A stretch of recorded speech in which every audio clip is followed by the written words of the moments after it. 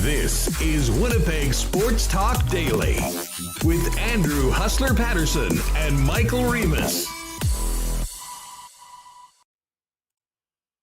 Good afternoon, folks. Welcome to Winnipeg Sports Talk Daily. Great to have you all with us here on this beautiful Thursday afternoon in Winnipeg and southern Manitoba. And welcome to the NHL offseason. The Stanley Cup Final is finished. The Lightning are back-to-back champs. We'll hit that and much more today on the program. Rennie of Kenny and Rennie fame, Sportsnet Sean Reynolds, going to join us coming up in about 15 minutes or so from Montreal. We'll wrap the final, look ahead to the offseason, and talk a little puck with Rennie.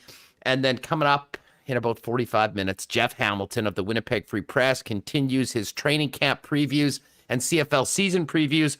We'll get his take on the news yesterday of the shelving of the CFL XFL talks and look ahead to kickoff for training camp on the weekend for the Bombers and the rest of the CFL. As always, we're brought to you by our wonderful family of sponsors, Royal Sports, Little Brown Jug, the Nick and Nicky DQ Group, Boston Pizza, Not Autocorp, Breezy Bend Country Club, Assiniboia Downs, Aikens Lake Wilderness Lodge, and Coolbet Canada. Let's get right to it and welcome in Michael Remis while I welcome in everyone that is joining us here on the YouTube. Welcome to everyone. Great to see everyone here. Hit that like button if you haven't already. Remo, we've got a lot to get to. Cup final, as well as my first excursion back into a sporting event, a sporting venue with other fans. Yeah. First and foremost, how are you today? Large-scale professional sporting event, I think, is the term that the government is using these days. That's my new favorite. There's a lot of terminology that we have, come to get used to now in the last year. Social distancing, gathering, but a large-scale sporting event. I'm feeling sore. I played slow pitch yesterday for the first time, but it's a good kind of sore.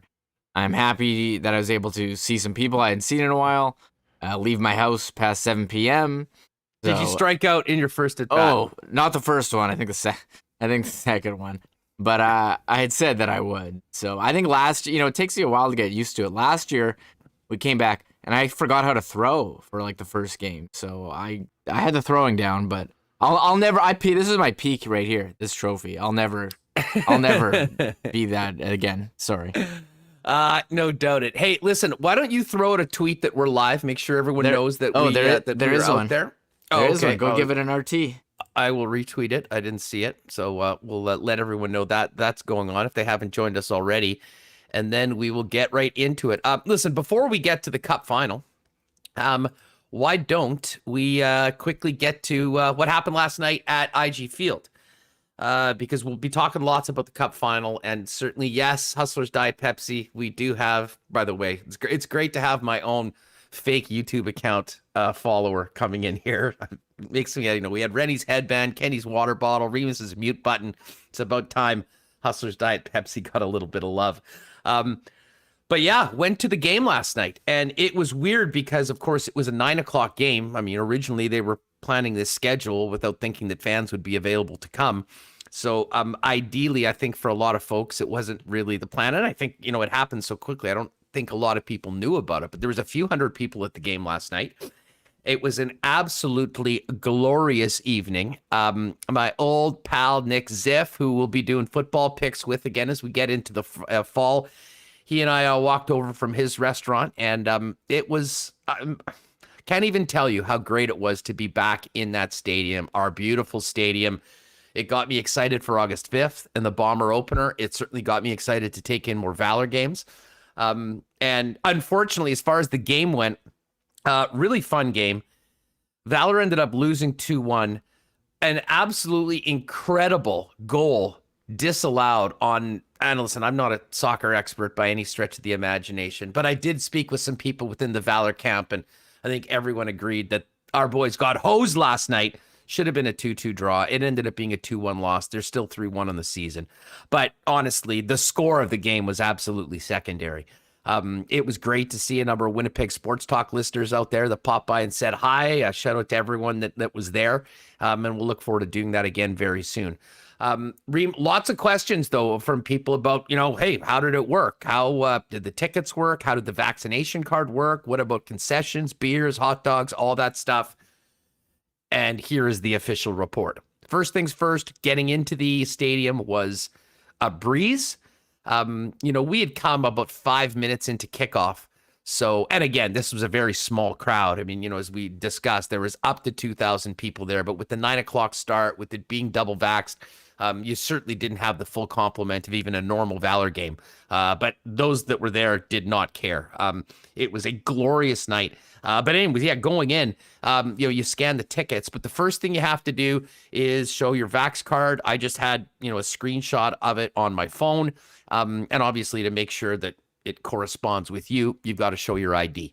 So ID, quick scan, took 10 seconds, boom, in, scan the ticket, and we were in. Could not have been easier. And shout out to all the people that were staffing the event. We then went in and we're wondering what was the concession story. A couple of the concessions were open. And it was, I was speaking with the two ladies that were at the concession, and they were just so happy to be working again. It was just such a great vibe at the park last night. And as I said, the game itself, the final score was somewhat secondary. It was great for people to get back to work, and it was certainly great for fans to get back into the stands.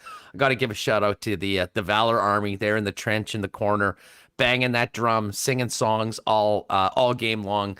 Really adds to a great atmosphere. And our old pal Ryan Brandt, actually, who's now in the bubble for the 5 weeks or whatever, working down. So it was great to see everybody.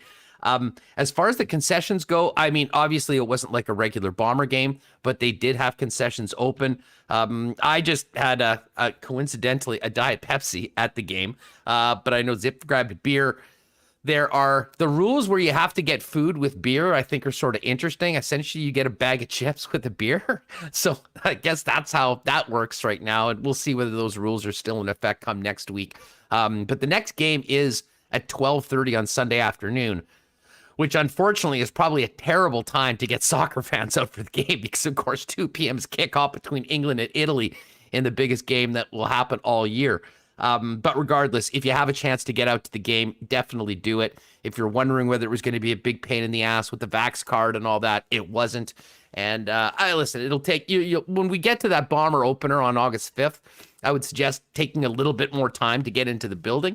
But other than that, small price to pay for the ability to get back. And as I said, Reem, I think it's a sign of things to come. A lot of smiling faces. One of the great things is when people said you didn't have to wear a mask.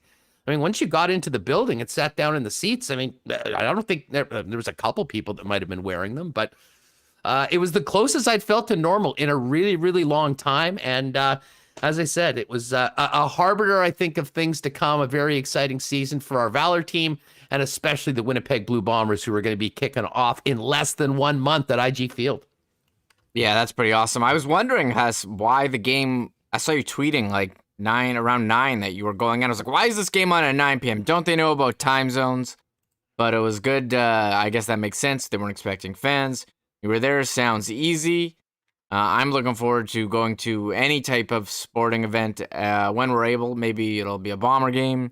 Hopefully the Gold Eyes can return. But yes, it's feeling good. When you're at an event like that, also, when you're at like RBC, it is like a party. Everyone is in a good mood, happy to see other people. That's really exciting. A lot of people in chat asking about how it was. So I think people are interested and they want to get back to doing the stuff you used to do. Exactly. Yeah, Richard Wisnowski now bring back the Gold Eyes. Fingers crossed on that.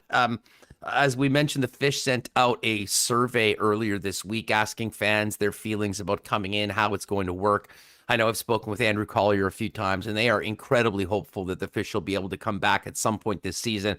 Nothing happens until the border gets open or things get changed on that. July 21st is that next date that we're looking to see. I have a feeling it might still stretch in maybe till around the August long weekend, but we will see. Hey, Coolbet Canada in the chat. What up? I don't know whether that's Pat Gregg. I know it's not Chris Abbott, because Chris, I'm incredibly jealous, is right now he has made his return to Vegas, and I've been jealous following all of his thoughts. But yes, we do have NHL Stanley Cup odds for next season up.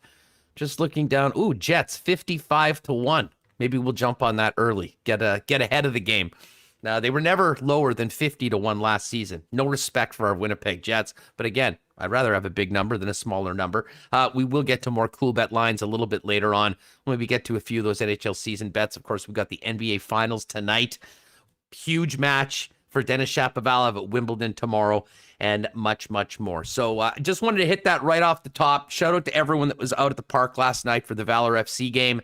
It was great to see everyone. It was most importantly just great to be back and able to get a ticket and go to a game again. And I hope that is really the sign of things to come. And Remis, it was a good time to maybe do that because, of course, the hockey season is now over and we are now into the off season. But a tip of the hat does need to go to the Tampa Bay Lightning, who finished another incredible playoff run, and they are now back-to-back Stanley Cup champions. And really, that will be thought of as one of the great teams in recent history, certainly during this cap era. Total asterisk. Shortened season last year. Bubble. This year, 18 million asterisk. Sorry, not legitimate champions. No, not in my book. But in all seriousness, I think you have to put them up there now. I mean, they've had an incredible 10-year run here. They've lost in a couple of cup finals, won 2 cups. I mean, they're up there with dynasties of the 2010s, like Chicago, LA, Pittsburgh won back-to-back cups. Pretty incredible. I mean, we wondered how they would, after last year, how would they keep this team together? A timely injury, timely surgery allowed them, not to have to worry about the cap. We'll see what happens going into this offseason, who they lose in the expansion draft as well. But, I mean, this is a team, they've been building this a long time. I know a lot of the players, won in the AHL with John Cooper, and now he's got 2 cups as head coach as well. Vasilevsky getting the Conn Smythe. I don't know, maybe he got some help from his oversized goalie equipment, Huss. A lot of let me throw this one up. Let's get this picture up. By the way, Vasilevsky and Carey Price are both listed as 6'3", 220, which seemed laughable. And I admit, we can't make too many judgments off of one photo. If you're with us on YouTube right now, Remis is going to put this up. If you're not, you can go to Jason Gregor. Gregor's Twitter account. He put this up. Essentially a picture of the two of them. Look at this. What is that? Ben Bishop thinks that Andrei Vasilevsky looks bloated and big. Are they not checking these guys' equipment? What is that, Huss? No wonder he was MVP. Look at he looks like a Michelin man out there. What is that? Oh, God, that is so funny. Vasilevsky certainly deserved, I thought, to win. But, honestly, if they had gone to Kucherov, I mean, even Braden Point, who didn't have as massive a cup final, but was, the guy who scored 9 straight games. He had 14 goals. So, listen, this is a stacked team. I'm fascinated to see what they look like coming back next year because this team knows how to win. And I think they now have a goal to be able to truly become a dynastic team. It gets a little harder when they do have to become cap compliant for the beginning of the season. But as Chris Meany said, it's been disclosed that Nikita Kucherov had a fractured rib and played with that after that cross-check earlier in the playoffs. So we could very well be seeing Kucherov on LTIR for the entire season again next year. Miraculous recovery. We'll get him skating in and around late February, work his way up into April, and then boom, he'll be good to go for game 1 of round 1 next year. It's kind of funny. You talk about the salary cap, and, I remember when it came in, I was like, oh, we're going to have league parity now. Well, I mean, in the last, 6 cups, you've had 2 repeat winners, Pittsburgh 2, Tampa 2. The Blackhawks and Kings, had a bunch earlier, so not a lot of cups going around. I guess whenever you have a cap, NHL teams are going to find ways to skirt around it. Maybe this was the NHL didn't see anything wrong with it. Maybe it was, but whether it's the backdiving contracts that were quickly outlawed or whatever else, this was certainly one of those things. So, okay, credit to them. Tampa Bay now. Are you in on Tampa Bay? What do you think of the name? God, grab me a barf bag. And listen, I don't have, hey, listen, the Rays have been very good. I mean, this just pokes me because we all know that this goes back to last year's Super Bowl, which I still am not over. But it is funny. Speaking of Coolbet, I was perusing, now that hockey's behind us, I was looking at Super Bowl odds earlier today, and the Chiefs are plus 525, a clear favorite, and Tampa Bay with Tom Brady plus 800. Tampa Bay. You really wonder how Brady is going to handle his loss in the match going into next year's football season. Will he be able to overcome the incredible disappointment of being humiliated by Aaron Rodgers and Bryson DeChambeau on national television? Actually, speaking of Brady, he's continuing to bring it on social media. Did you see this? The Stanley Cup tweets, FYI, I'm too heavy to throw Tom Brady, while remembering Tom Brady throwing the Vince Lombardi trophy. And wasn't it the daughter of the person who made the trophy was like really offended? And Tom Brady replies, That's right. Yeah, she was the silversmith that was involved in the creation of the Lombardi Trophy was outraged at the disrespect that Tom Brady would throw the trophy to Rob Gronkowski in a big celebration. Anyways, Tom Brady replies on Twitter, I don't know. Everything feels a bit lighter after some tequila. That's awesome. So we'll see how the Stanley Cup. So I remember last year the Tampa celebration. It was like with fans and the middle of the pandemic. I remember a lot of people were kind of outraged. I think that's kind of disappeared.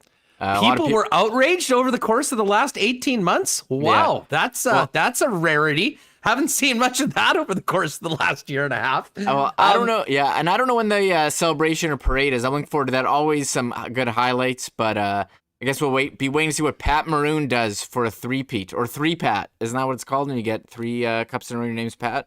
Well, I guess the big question is about Pat Maroon. I mean, how much will he get on the open market? Will he be the number one free agent this year? Because you apparently can't win a Stanley Cup without having Pat Maroon playing 5 minutes on your fourth line. Anyways, listen, Sean Reynolds is going to come up. I know we're going to get to this. We've already had people in the chat wanting our comments on it. So, Remo, can we queue up the Kucherov press conference? And while we do that, listen, I'm going to give a shout out to get a couple of our sponsor bits in. You get that ready. We'll play that, and then we'll bring in Sean.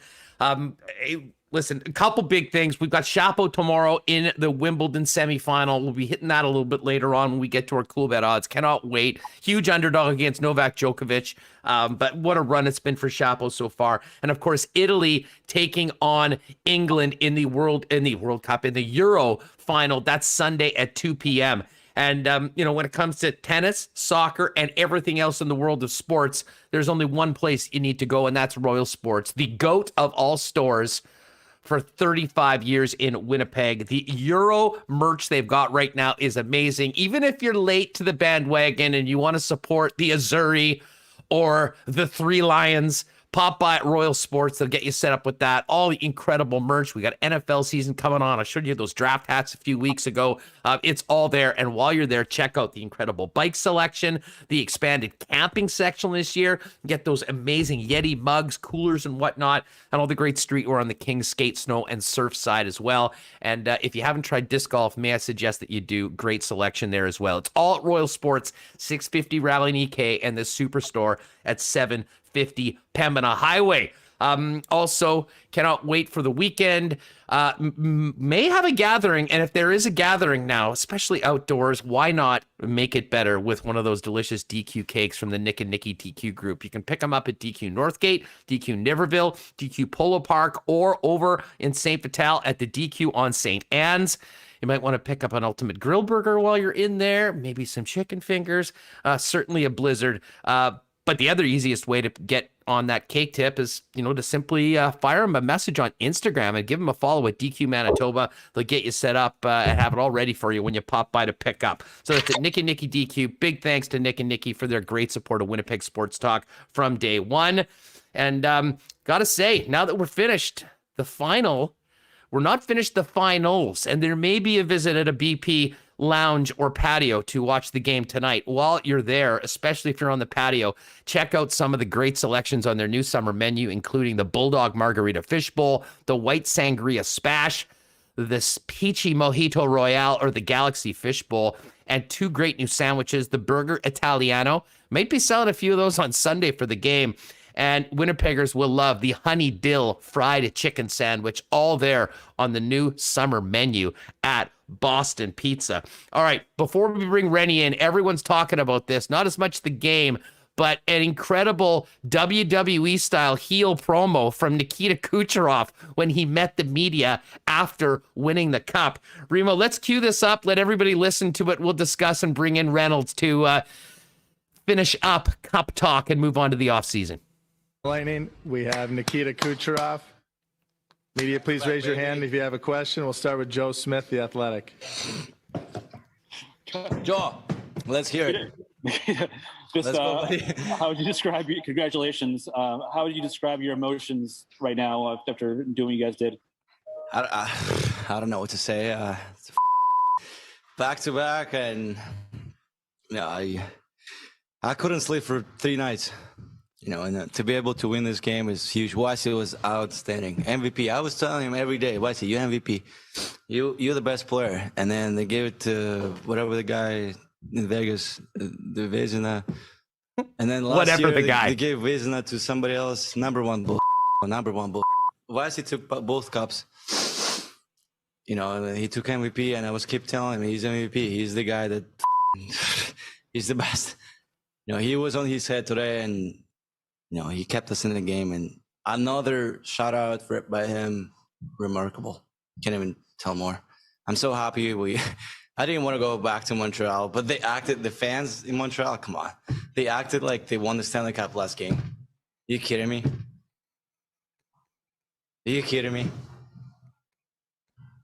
John Romano, Tampa Bay Times. Their final was last series. Okay. Wow.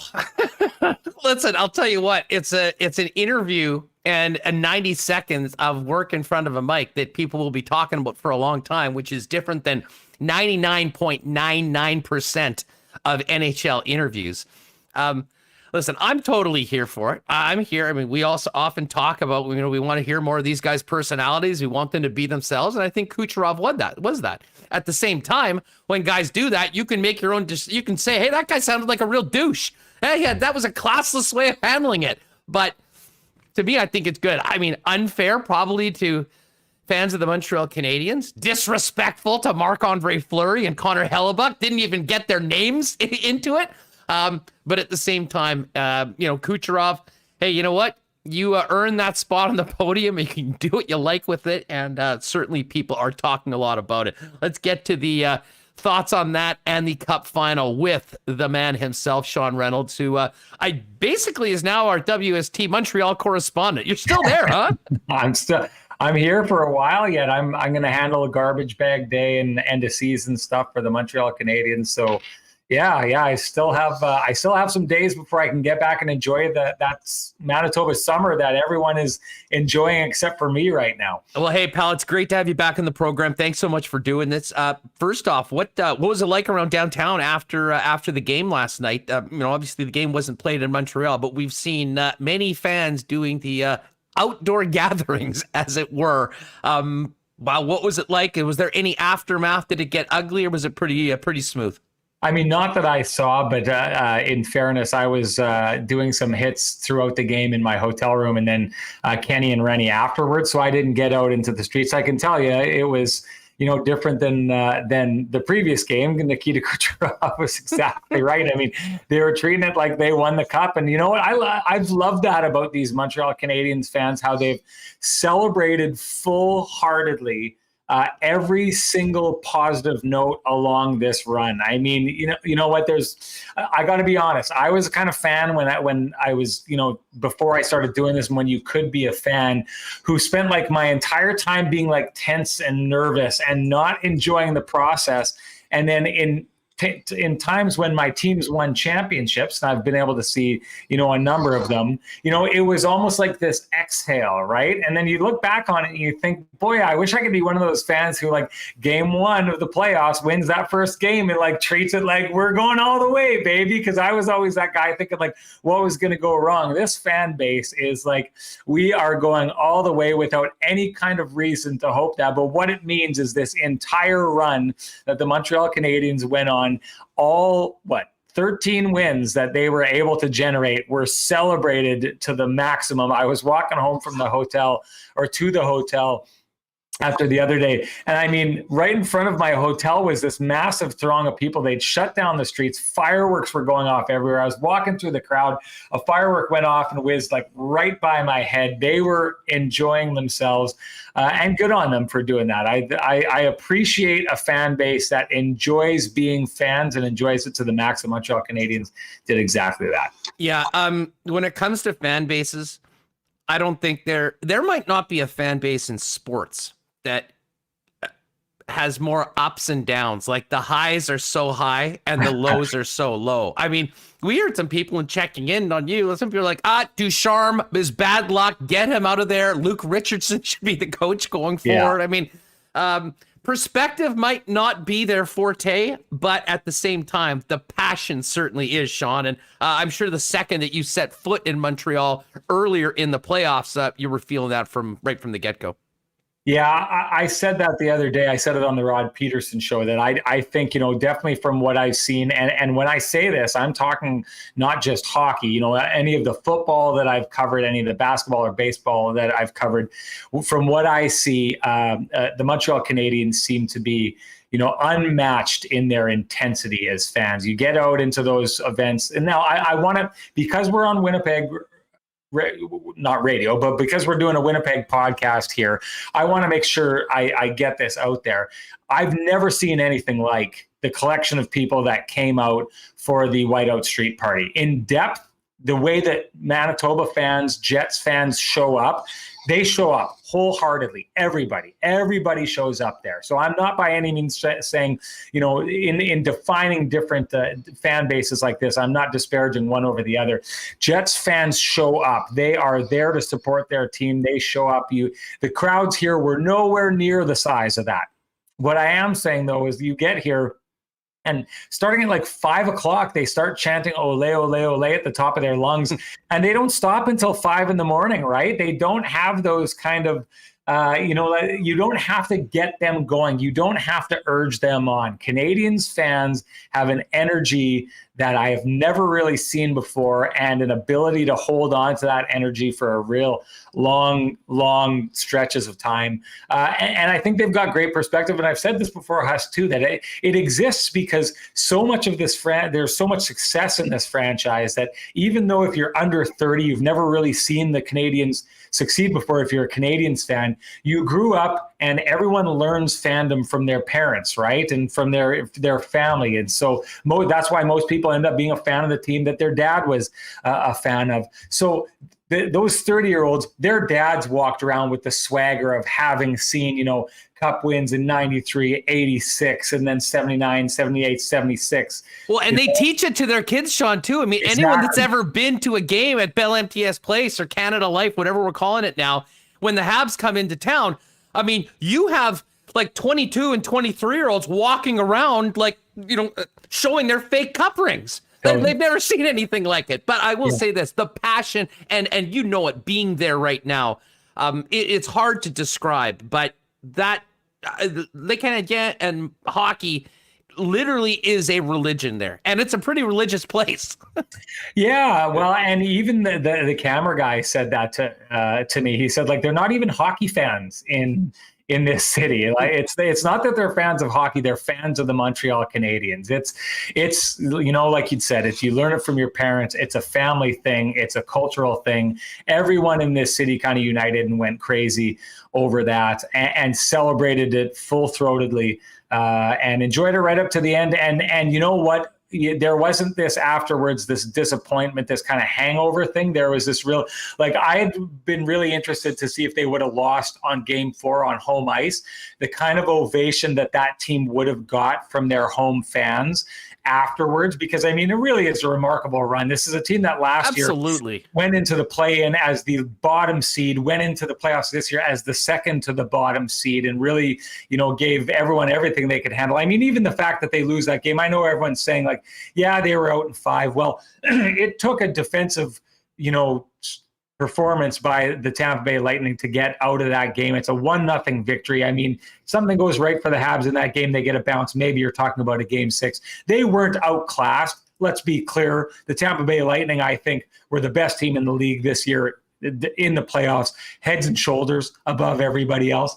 I think the only thing that has made it look like they haven't been a runaway cup champion for 2 years is that Manitoba boy Barry Trotz is the best coach in the game and took the New York Islanders and made Tampa Bay look somewhat human over the last couple of years, but they're the class of the league. And even with the salary problems that they've got and the players they're going to need to shed, I fully see that the Tampa Bay Lightning are going to be right there next year, a handful for any team to try and knock off. Well, and listen, when you think about the path, and I realized the Stanley Cup Final wasn't that close, but when you think about that first round war with the Florida Panthers, oh yeah, I mean, that division, they had to go through Florida and then the Carolina Hurricanes without home ice in that second round. And then a 7-game meat grinder against the Islanders. I mean, they certainly earned this. When we get into next year, 2-3 years down the road, depending on what happens if they win again, how do you think we'll look back at this Lightning team? Because we've seen many people say that, this arguably is the best collection of players, the best team, as part of the cap era. And I know it's a strange time. They did it in shortened seasons. One was in a bubble. But when you think about what they did, focusing on the playoffs last summer and this year, Sean, it certainly goes up with some of the best teams we've seen over, the last few decades. Well, here's the deal is they've put themselves in the conversation with the likes of the Chicago Blackhawks, the LA Kings, the Pittsburgh Penguins. And yeah, I know when you're talking about those Pittsburgh Penguins and Chicago Blackhawks teams, the cores of those teams have 3 cups. So they got to win another one to fully be in that conversation. But at the same time, they're in that conversation after having blown how many opportunities on the way to get there. Like the thing about the Chicago Blackhawks, you got to give them credit for is they took advantage of every single opportunity that they had, except they lose on, I don't want to call it a fluky goal, but a somewhat lucky goal in Game 7 overtime against the LA Kings, the other heavyweight of that era, right? And I guess you could argue that the Pittsburgh Penguins missed a lot of opportunities on their way there, but like Tampa went to the Cup in 2015, started out as the best team in that series. I covered that series, and then Chicago inexorably got better and ended up taking that Cup. They got done in by a team that had the championship pedigree, the same way that they just did to the Montreal Canadiens right now, and then proceeded to kind of blow the next 4 years or 3 years or whatever it was, on the way to getting to where they got to now. Like, this is an organization that had its opportunities, blew those. And the fact that they came out on the other end and have now put themselves as back-to-back champions with a team that I think has no reason to expect that they're not going to be right there with the top 5 teams in the league next year, of the teams you would expect to win the Cup. Like, they're everything the LA Kings were and more, I think. I think that, they don't have that third Cup the way Pittsburgh and Chicago do, but I think they're right there in that conversation. And if I'll put it this way, if they're to squeak out one more Cup, if they were to win it next year, well, for sure, by doing the three-peat, who saw that coming in the salary cap era? But if, over the next 2 or 3 years, they're able to win another Cup, I don't just put them in the conversation with the Pittsburgh Penguins and the Chicago Blackhawks. I put them above them because of what they've been able to do and the kind of chances that they threw away. And I never thought I'd say that about another team in this era. I didn't think you could do better in the salary cap era than what the Chicago Blackhawks were able to do. But the Chicago Blackhawks had their run and kind of fell, they've fallen into anonymity for quite a long time. I don't see that happening with the Tampa Bay Lightning anytime soon. No, I think, with that core, even with the cap challenges that they'll have, and in all likelihood losing a very good player based on the expansion rules to Seattle, we're going to be talking about the Tampa Bay Lightning come playoff time next year. And when people are doing their playoff predictions, I guarantee there'll be a lot of people that will be putting Tampa Bay as the last team standing. What did you think of the Kucherov show afterwards? That was total eclipse of the sun level shade that he threw. Took no prisoners. I loved it. As a guy who is in here, and I'm covering the Montreal Canadiens. I cover the Winnipeg Jets. He was, taking a machine gun, taking an Uzi to two teams that I cover, and I love every last second of it. I loved his take on the Fleury and Hellebuck stuff. He's definitely firing a flaming arrow onto the bow of the Winnipeg Jets and onto Connor Hellebuck's boat.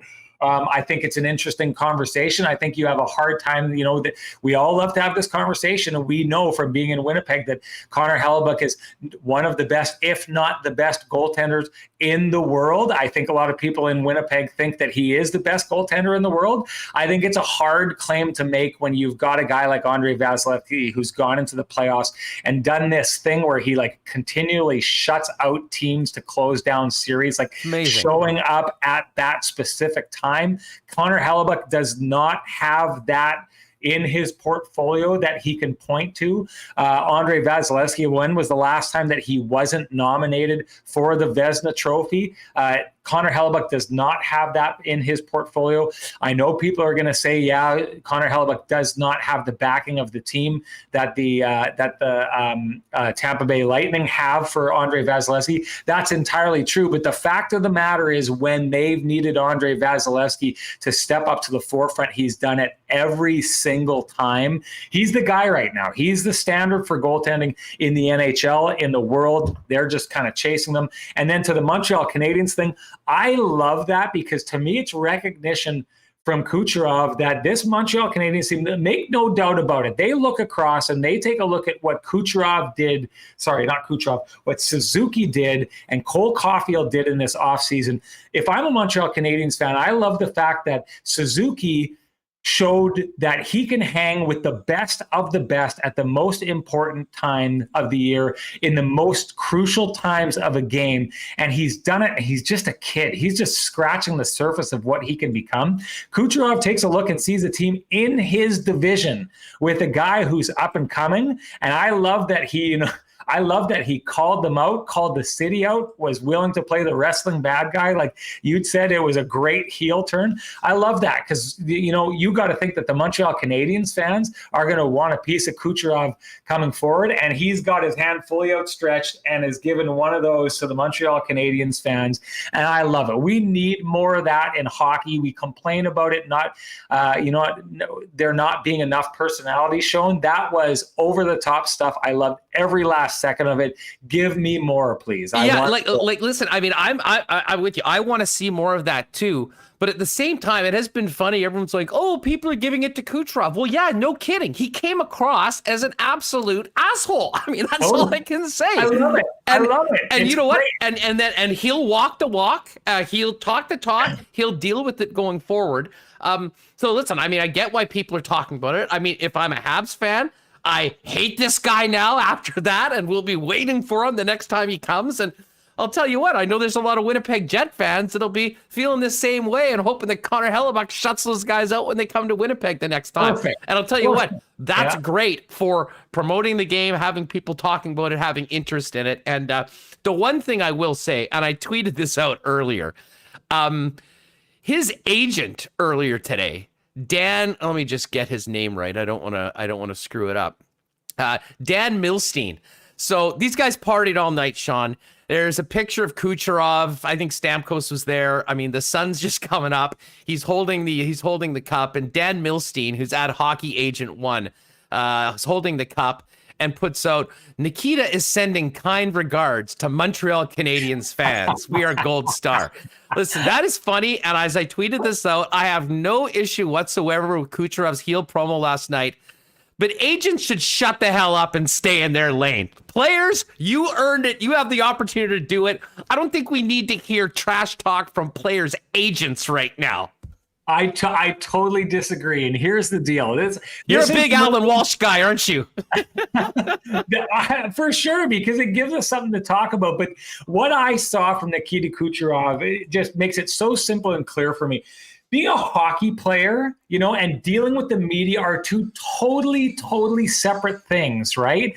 And what I saw last night was Kucherov went out and he was a hockey player, but then he went in front of the camera, and being, doing media is entirely different. And you were talking about him being and looking like a complete and total asshole. Well, how many guys in the media, their entire shtick and why they get rich and famous, Stephen A. Smith, guys like that, they do what they do and they act like assholes, and it gets them big money. It gets us all talking, gets people wound up. I'm a Cowboys fan. Stephen A. Smith goes out and craps all over the Cowboys. No wonder you don't like the great Stephen A. I love Stephen A. Smith. I love that as a Cowboys fan, I love how riled up he gets you. It's great. This is great stuff. And what we're seeing from that is Nikita Kucherov recognizing the difference between a hockey player and this is media. This is what you do in media. His agent is using a form of media to do this and get people wound up. We need more of this. There should be people in the NHL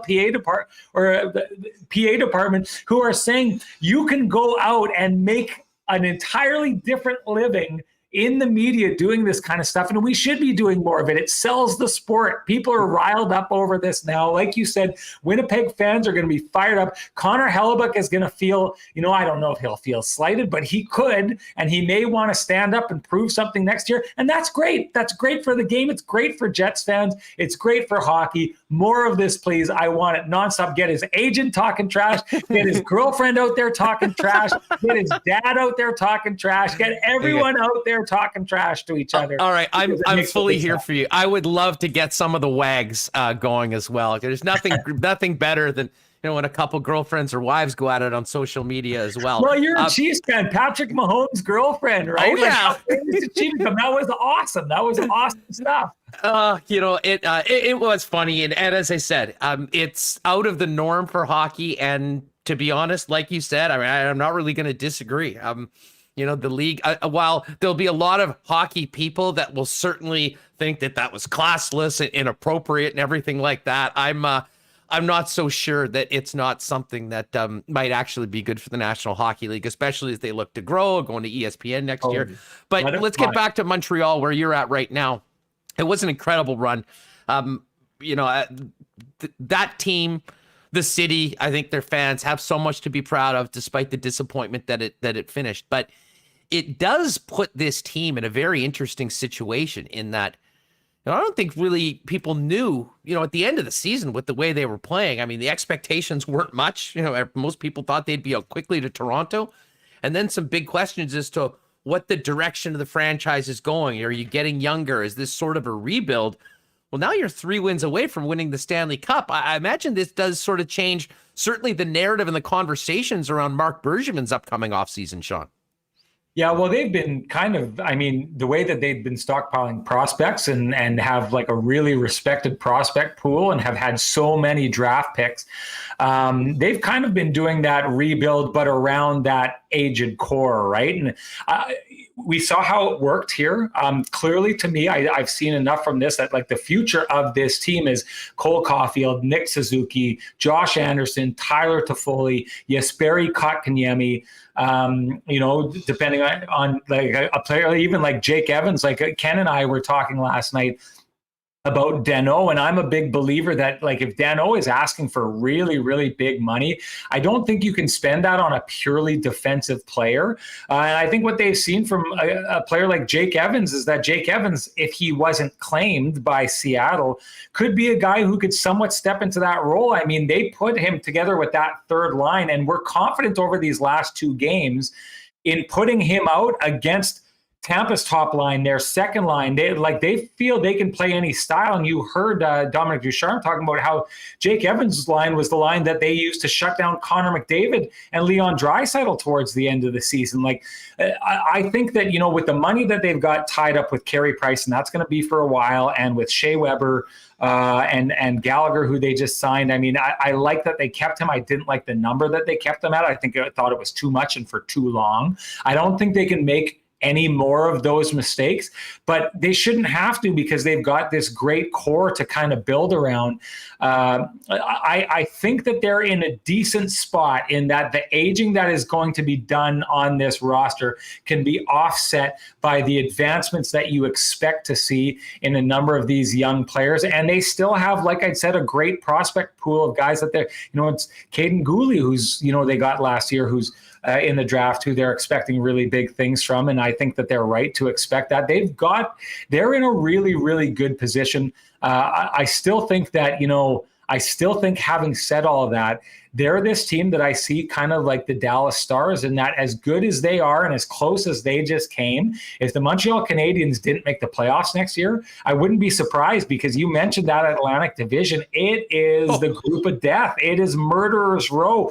I'm so impressed by what the Florida did this year. Tampa, I don't think, is going anywhere. Toronto still has that core and could, potentially be getting better. Boston, they're going to retool. That's 4 teams right there. Now, yeah, sure, 5 teams can make it from a division, but it's going to be really, really tough to come out of that division. And, the Montreal Canadiens are a team that have shown to me that they can do it in the playoffs. They did it last year, knocked off the Pittsburgh Penguins, gave a really good Philadelphia team that had a lot of momentum, everything that they could handle before they got knocked out, and then pulled off what they did this year.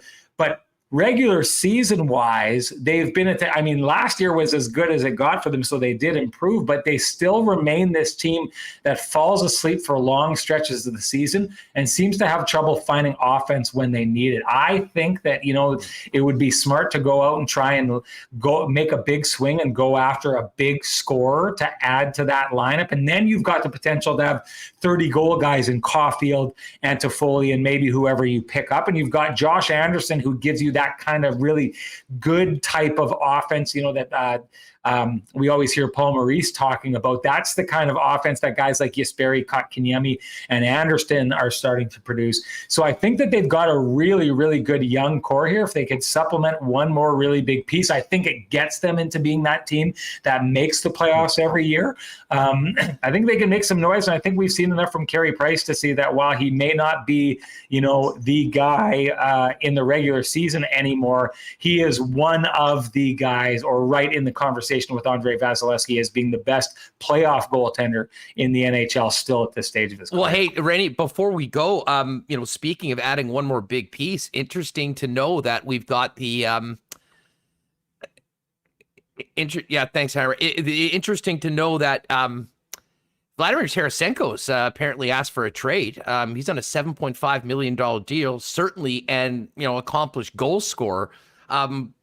Put it this way, would that be a fit in Montreal? And regardless of the Habs, what do you make of Tarasenko? And how difficult will that be for the Blues to move him and get value, considering the injury problems he's had the last couple seasons, in your mind?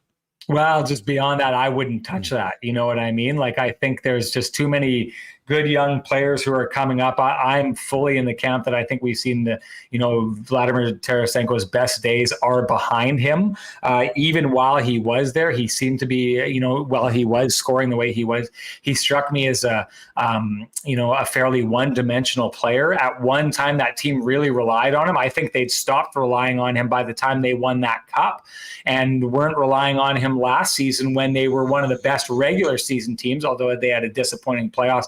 I mean, you're talking about a player who's a number of years removed from being the guy or an impact player. And I'll say it again, even when he was the guy, he didn't overly impress me as a guy. He just had a really good shot and got open for it. He's kind of Max Pacioretty-esque to me, in that, like, those guys, when they're scoring, are helping you like crazy, but when they're not, there's not a lot that's getting done. And I thought you saw with a player like Josh Anderson through this Montreal Canadiens run, and even through the regular season, when he's not scoring, it's a problem because you want him to score, but he still contributes in a lot of other ways. I don't see Vladimir Tarasenko as being that. If I were the Habs, I would not want to go in that direction. If I were them, and this is give credit to the Tampa Bay Lightning. I go back to 2015. They've done so well now because they've got that core that's all kind of the same age and growing up together. If I'm the Canadians, I'm spending a significant price. And I'll say this again, like a guy like Patrick Laine is exactly who I would be looking at and paying a king's ransom to try and get him there, because he's right in the wheelhouse of what the rest of your guys are. If you can get him in and lock him up, as I was saying, as that older core that they have ages out, you've got this new younger core aging in of all these players who are sitting in their early 20s right now. Suzuki, Caulfield, if they were to pick up a guy like Patrick Laine. How many of those guys do you have to give up to get Laine, though? I mean, that's the thing. Well, the thing I would say is they're clearly going to be retooling in Columbus. So they're going to want futures. The Canadians have a lot of futures. And if you could give up future type players for that without touching that core, I think, you would send, like, I don't know how much Columbus is going to want for right now, because clearly right now is not happening for them. I would see their rebuild as being more along the lines of what we saw in Ottawa. And you're seeing in Ottawa the value of what that could be, right? If you get all the right prospects and they all age in at the same time. Ottawa, I'm very interested to see how they do this upcoming season. So that would be the kind of rebuild I would expect. And that would be the kind of assets that I think you could provide if you were Montreal. But yeah, Montreal is not going after that. If the ask in return is Cole Caulfield or Suzuki, it's not happening, right? They're not doing that. But if you're saying we're going to take a whole bunch of firsts and a bunch of really good prospects, I think the Canadians can make that move.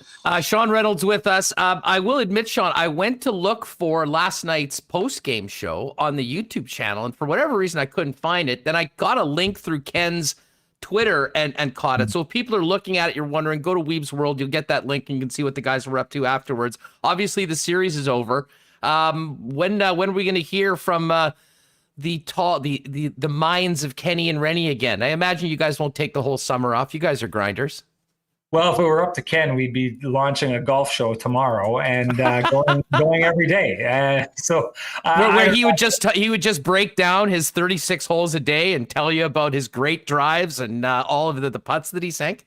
Oh, man. Well, if you think that Ken's a grinder on the golf course, just watch now that Dennis tied him in holes and ones. He's going to be out there. That's it. He'll tell you it's not. It's eating him alive. He wants that Winnipeg media title. He wants to be the guy. So, yeah, we'll probably do a draft preview show maybe or right before the, Seattle picks a Jets player. We'll pop in with, a couple ideas here or there. We don't want to totally go away, but, it's pretty deep in the summer to be working the way that we've been grinding through the Stanley Cup Final right now.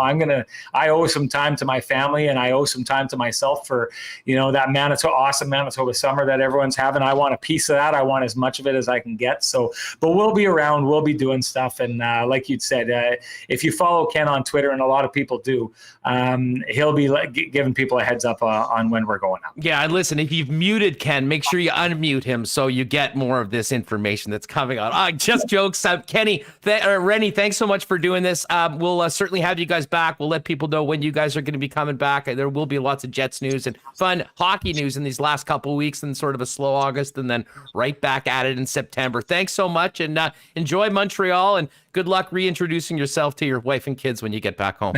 That's right. Huss, thank you so much for having me and say hi to that stud Jeff Hamilton. I will. Thanks, pal. There he is. Sean Reynolds joining us live from Montreal, wrapping the Cup Final.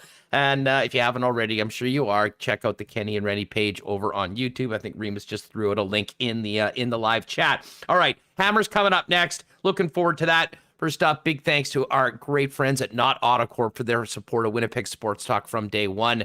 If you're thinking about a new vehicle, why not get into the vehicle of your dreams at an incredible price with the help of the Not team?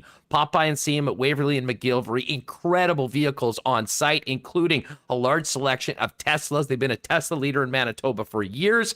And if you're in a vehicle right now and thinking about, you want to get out of the lease or move on from yours, talk to them about their consignment program to help you get max value for your present car while getting into the one that you want to be in your future for you and your family. Not Autocorp. They'll also detail your car. Got an amazing service department with Red Seal technicians. If you have any automotive needs, whether it be a new car or on your present one, find out more Waverly and McGillivray, and you can check them out online at not.ca. Gorgeous weather coming up, heading right into the weekend.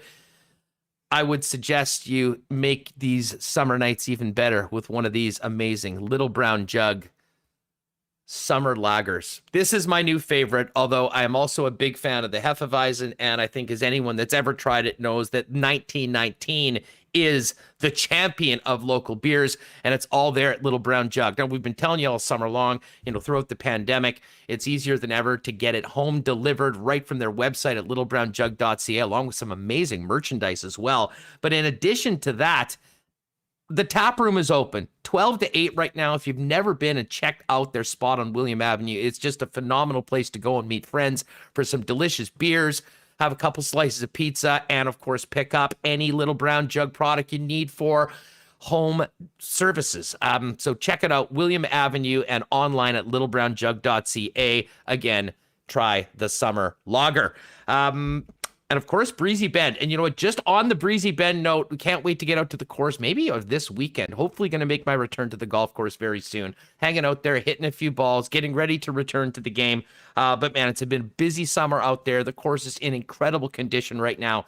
If you're thinking about maybe making a new home for your family on the golf course next year, find out more on Breezy Bend. Waiting list for next year. Amazing junior program, ladies program, as well as great men's night, and so much more social activities as well for you, the whole family there. And while we're talking about Breezy Bend, a quick congratulations to Braxton Kuntz, who won the Manitoba Junior title yesterday at Shiloh. Another great product of the Breezy Bend Junior system. And we'll give a hat tip to Claire Peak as well, a public course golfer who won the girls' side of things for the Manitoba Junior title. So big shout out from to Breezy member Braxton Kuntz and Claire Peak for those Manitoba titles yesterday out at Shiloh. All right, let's turn it up a couple notches. Guess who's back? It is hammer time on Winnipeg Sports Talk. Jeff Hamilton of the Winnipeg Free Press joins us now. What's going on, bro? Have you settled into the new pad? How are you enjoying your the neighborhood and your new housing situation? Not too far away from me. Yeah, it's awesome, man. I mean, as you can tell, I got to get my crown molding up here pretty soon, but it's been nice. I appreciated the conversation you had with Reynolds. I did my second button up in honor of him. I also noted I want to double down on your sponsorship and say that Little Brown Jugs, to visit them in person, it's awesome. I've had a couple opportunities there, so it's great. So as far as a new place, awesome, man. I mean, I look forward to being in the old place eventually, and and finally getting that beer. I know I've reached out to you a couple times. I'll be done at about 3 p.m. I'll be done at about 3 p.m., my friend. Wide open. Actually, I'm doing a podcast tonight. I know the 18 over par guys have been in the YouTube chat. We'll be checking that out. I'll tweet out, let you know where you can check that. I'll talk a little golf and some other fun stuff with them. Those are my boys, eh? Yeah, exactly. You're looking for the scout report on Huts. Got a couple text messages the other day. It's an open book. I don't think there's anything that you'll find that you don't see on this when I jump on that. So, hey, listen, before we get to CFL, just final thoughts on the NHL season ending. Lightning winning the Cup. Pretty amazing run for the Montreal Canadiens, but it became pretty clear pretty early in this series that the Tampa Bay Lightning were the class of the National Hockey League, and credit to the Habs for winning a game, getting it back to Tampa, but I don't think anyone was surprised by the way this one finished up. Yeah, I don't think anybody was. I mean, just if you look at the depth on that team, it's going to be a fascinating offseason for Tampa Bay, and see if they can do some of their wizardry again to get that roster as close to what they've seen over the last 2 seasons as possible. A couple takeaways from last night. Not that I can't get over it. I just absolutely love the fact that Pat Maroon has won 3 straight Stanley Cups. I think that's just such a cool accomplishment for him, for a guy who, if I was reading it correctly, had thought about giving up on the game at some point in his career. He must be reflecting on that pretty hard. Some of those post-game interviews I managed to stay up for a little bit. Kucherov was obviously hilarious. Just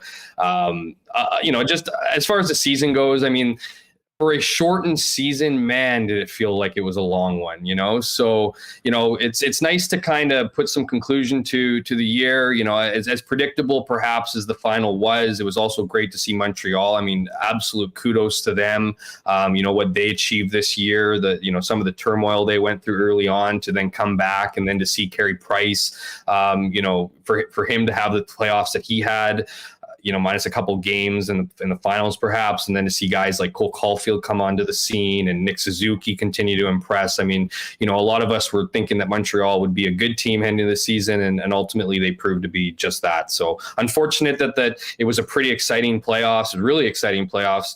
For it to end in 5 games is, it's not exactly ideal for anybody, but at the same time, Tampa Bay was that good, and we were definitely spoiled, I think, with a lot of series leading up to that final. All right, let's get to the Canadian Football League, because training camps get open on Saturday. We've seen players come in. They're doing their quarantine right now. And I will direct all CFL fans, if you haven't already been reading in the Winnipeg Free Press, Jeff's been breaking down each and every team going into camp as we get ready for the season. But before we get to all of that, the big news yesterday was the announcement that there were shelving talks between the XFL and the CFL. What does all that mean? Is that just we're taking a time out on this? The XFL is not planning on being back until 2023, so we'll get to this later? Or is this a realization that maybe this wasn't a good idea and they're going to go their own way?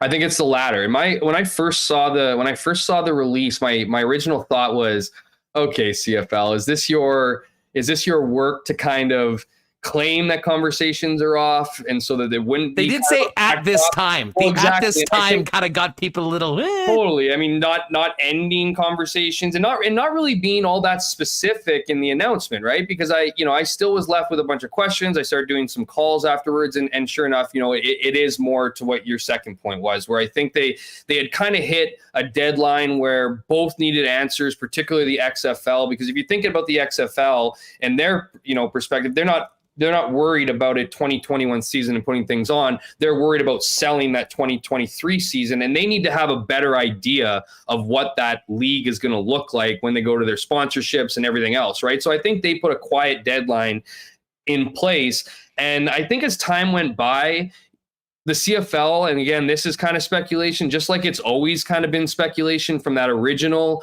announcement that they were in talks, and you knew it was more serious than just conversations because they'd been talking for 8 months, and then you get this announcement, and I just think it's one of those things where, the CFL maybe realized that.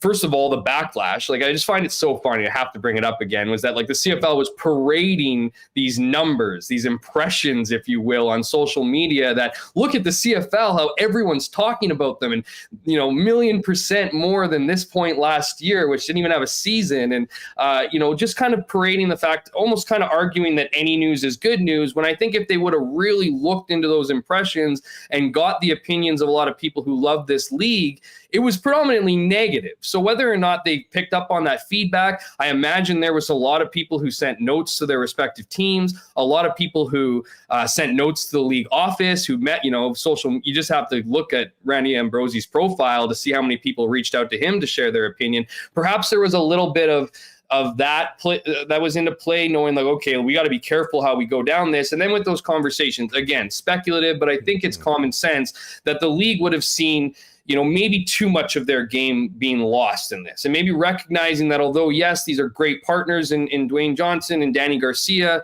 and Red Capital and all that stuff, that, we do have an identity. We do bring a lot to the table. We're established, all those things, even though they do have a broken, business model, which I think is probably helped out by the fact that single game betting probably played a decent role in that. But ultimately, they've led to the point where they're no longer talking. That's where we're at. Conversations done. They're done. They're not like one of those, let's just take a break and reconvene, at a later date. That hasn't been agreed upon. At this point in time, it's over. So any idea or any chance of an alignment or a partnership or anything, with the XFL is out the window at this point. Now, could it come back? Absolutely. But I think one of the bigger takeaways in all this was not the announcement by the CFL, but the announcement by the Edmonton Elks, who went out of their way to tweet that they were in favor of this move by the league to abandon conversation. Pleased was the word.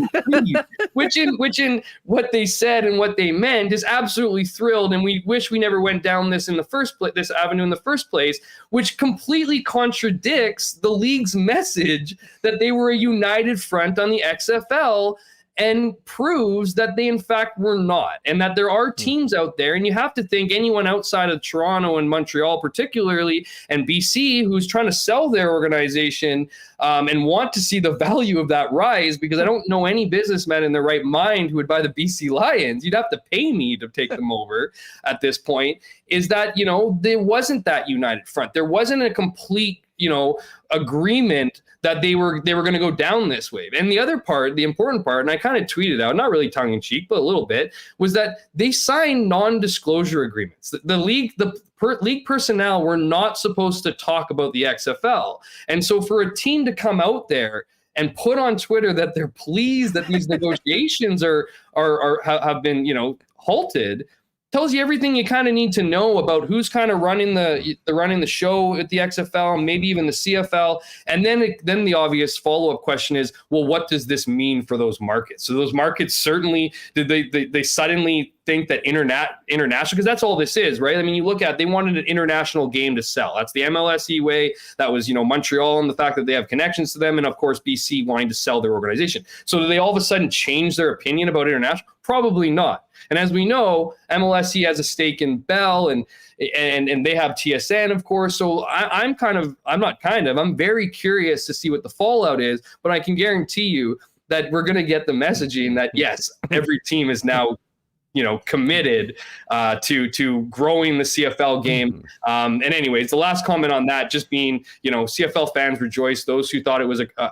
ridiculous idea and whatever, I believe your voices were heard and you ultimately got what you wanted. So, well, and you know what's funny, Jeff? I mean, you mentioned that all those impressions and all the chatter that they were sort of saying, there was, I think, one very good part of it is that it forced a lot of people to sort of stand up and talk about why they love the CFL, what makes the CFL what it is, and frankly, what they were afraid of losing. And, whether that resonated with other people that hadn't got on board, I guess we'll see going forward. But the combination of that, the opportunity, really, these teams are going to be, outside of, the soccer. I went and took in Valour, but obviously the fan base of soccer is nowhere close to what it is CFL, especially in markets like this. I do think that once these stadiums get opened up and, with the opportunity to fill the stadium, people are double vaccinated, I do think that there'll be some people that maybe weren't normally regulars at IG Field or, in Calgary or Edmonton or Hamilton. Hopefully Toronto and Montreal might actually go, there's been a lot of talk about this. I'm going to go give it a chance and, hopefully maybe get hooked as part of, going out there and being entertained and enjoying the CFL. All that being said, you're right. Everything can be spun one way or the other, and we have seen a whole lot of spinning when it comes to everything involving this league during the last 18 months, losing a season, and of course what's happened with the XFL. But the good news is, Hammer, it's all systems go, and training camps are opening on Saturday. When you're talking with people around the league right now, before things get going, what has been the big talk amongst CFL media? Has it been some of the names that aren't showing up that have been retiring and, maybe teams kind of crossing their fingers and seeing how things look when they see who's actually there for them on Saturday? Absolutely. I mean, and it's something that you alluded to kind of early on was that, there's a lot of unknowns, right? Like, so there's a lot of things that people there's a lot of chatter around, okay, so if you look at the Winnipeg Blue Bombers, for instance, okay, you look at their roster, they were able to bring a lot of people back. Hamilton's in the same situation to a certain degree. And a lot of, obviously, two really good teams last season. And that consistency is going to matter. You can argue that consistency is going to matter because you do have a training camp, but you got no preseason. So all the Americans that you have never seen or particularly don't have any CFL experience are going to be in a tough situation. So those battles are probably going to be in favor of maybe not the better skilled player, maybe just more experienced, because you got to try as best as possible to hit the ground running in a shortened season, right? I mean, so there's that obviously that concern of not having those experienced players. But then when you look at the Bombers, how many of these guys are well into their 30s? And what are they going to look like when they hit the field? And I don't want to, single out guys like Andrew Harris and, Adam Big Hill, just massively big contributors to this team, because they very well could come and be great. But that much time away from the game, it's not just whether or not you're working out, properly, which I'm sure would have been a struggle, particularly not knowing when seasons were, if a season was ever going to come, including this year, but also whether or not you can take contact, right? So, what are the advantages? How are you gonna schedule out training camp to ensure that you have the fewest injuries possible? Because the fact of the matter is under regular conditions, there are usually a ton of injuries to start the season. Like there just are. Guys are pulling hamstrings on the first day, second day, whatever. Those guys who didn't work out as much were exposed. And that was, again, on regular seasons. In the last year, where depending on where you lived, you might not have had an access to a traditional gym or a trainer or whatever. So you might have been left up to your own devices to figure that out. And that's a whole other element of accountability. Now, as far as storylines and stuff going to, health is obviously a big one. I think vaccines is a massive one. There's not a lot of talk about, how many teams have X amount of players vaccinated. I know some teams are over 50%. I believe the Bombers are over 50%. Saskatchewan, from what I understand, is high up there. But there's some teams that haven't hit that threshold. And so the vaccinations, as we've seen in the NFL, they have clearly created a division between those who are vaccinated and those who are not, and the freedoms in which you're allowed to play under. So in the CFL, everyone's going to be treated as if they're not vaccinated. So what kind of effect is that going to have on teams? Is there going to be changes? And at this point, the league is only going to make changes every 6 weeks. So all the rules, all the restrictions, which are going to be pretty heavy, are going to be in play till at least the start of week 3. So for at the very least, the first 6 weeks, including training camp, you're going to have these restrictions. You're going to have these pullbacks. So what kind of division is that going to create? So it's kind of funny that a lot of the talk is almost off the field rather than on it. And then I'll tell you this, as you mentioned earlier, that I've gone through this series, I've gone through this practice and exercise of going through every single team in the CFL after a 1.5-year break. And man, some of these teams look different. I mean, Toronto ultimately bought a team, a lot of big playmakers, but again, up there in age. And you're wondering how they kind of work within the cap. But Pinball Clemens said, of course they have, and that in fact, quote unquote, better situation than a lot of other teams. So, but, there's a lot that's going to be exciting. I think fans, as you mentioned kind of earlier too, are because they've been away from the game so much, they're excited about it. There's, I think I changed my opinion on people wanting to go to outdoor events. I think we've hit a situation, particularly in Winnipeg with the double vaccination, where people will be encouraged to leave their house, do something that's fun. But as far as the season goes, I mean, that's really the best part to me, is that there's so many things at play, so many things that we need to kind of figure out and ultimately let play out, that we don't really know who the favorites are. Hamilton looks really good. Bombers definitely brought back a majority of their team, as I mentioned, so you'd assume that they're going to be in a good situation.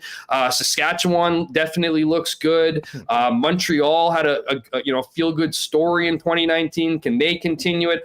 Ottawa doesn't look like they're going to get out of September. Sorry, Lapo, but you've just had, not only was your roster thin, but you've had the worst luck in the offseason with these retirements, which is another thing. We've seen a lot of retirements from guys who have decided at the comfort of their homes that they're not going to be able to do this. How many guys are going to have that realization within 48 hours of being here? And that's going to occur. So there's lots of moving pieces this season that, yes, we'll do our thing as media. We'll make those power rankings. We'll tell you who's good. We'll tell you who's great. We'll tell you who's trash. But ultimately, it won't be until August rolls around that we're going to actually have a better idea of who's going to be where, and just how many of those players that committed to their teams are going to be ready and able to compete come week 1 in August. No, I agree with you, man. To me, I'm looking at the CFL season in some ways a lot like I'm looking at this NHL draft.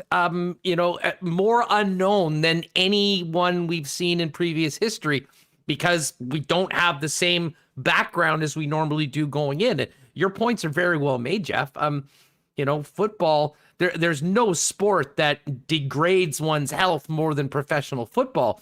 Now, one would say the argument, and I know we had Andrew Harris on and Adam Bighill, and these guys have said, hey, I haven't been getting hit for 18 months. I mean, I have never felt better in my life. Part of the argument. Hopefully that will certainly be the case, when we're looking at some of the members of the Bombers.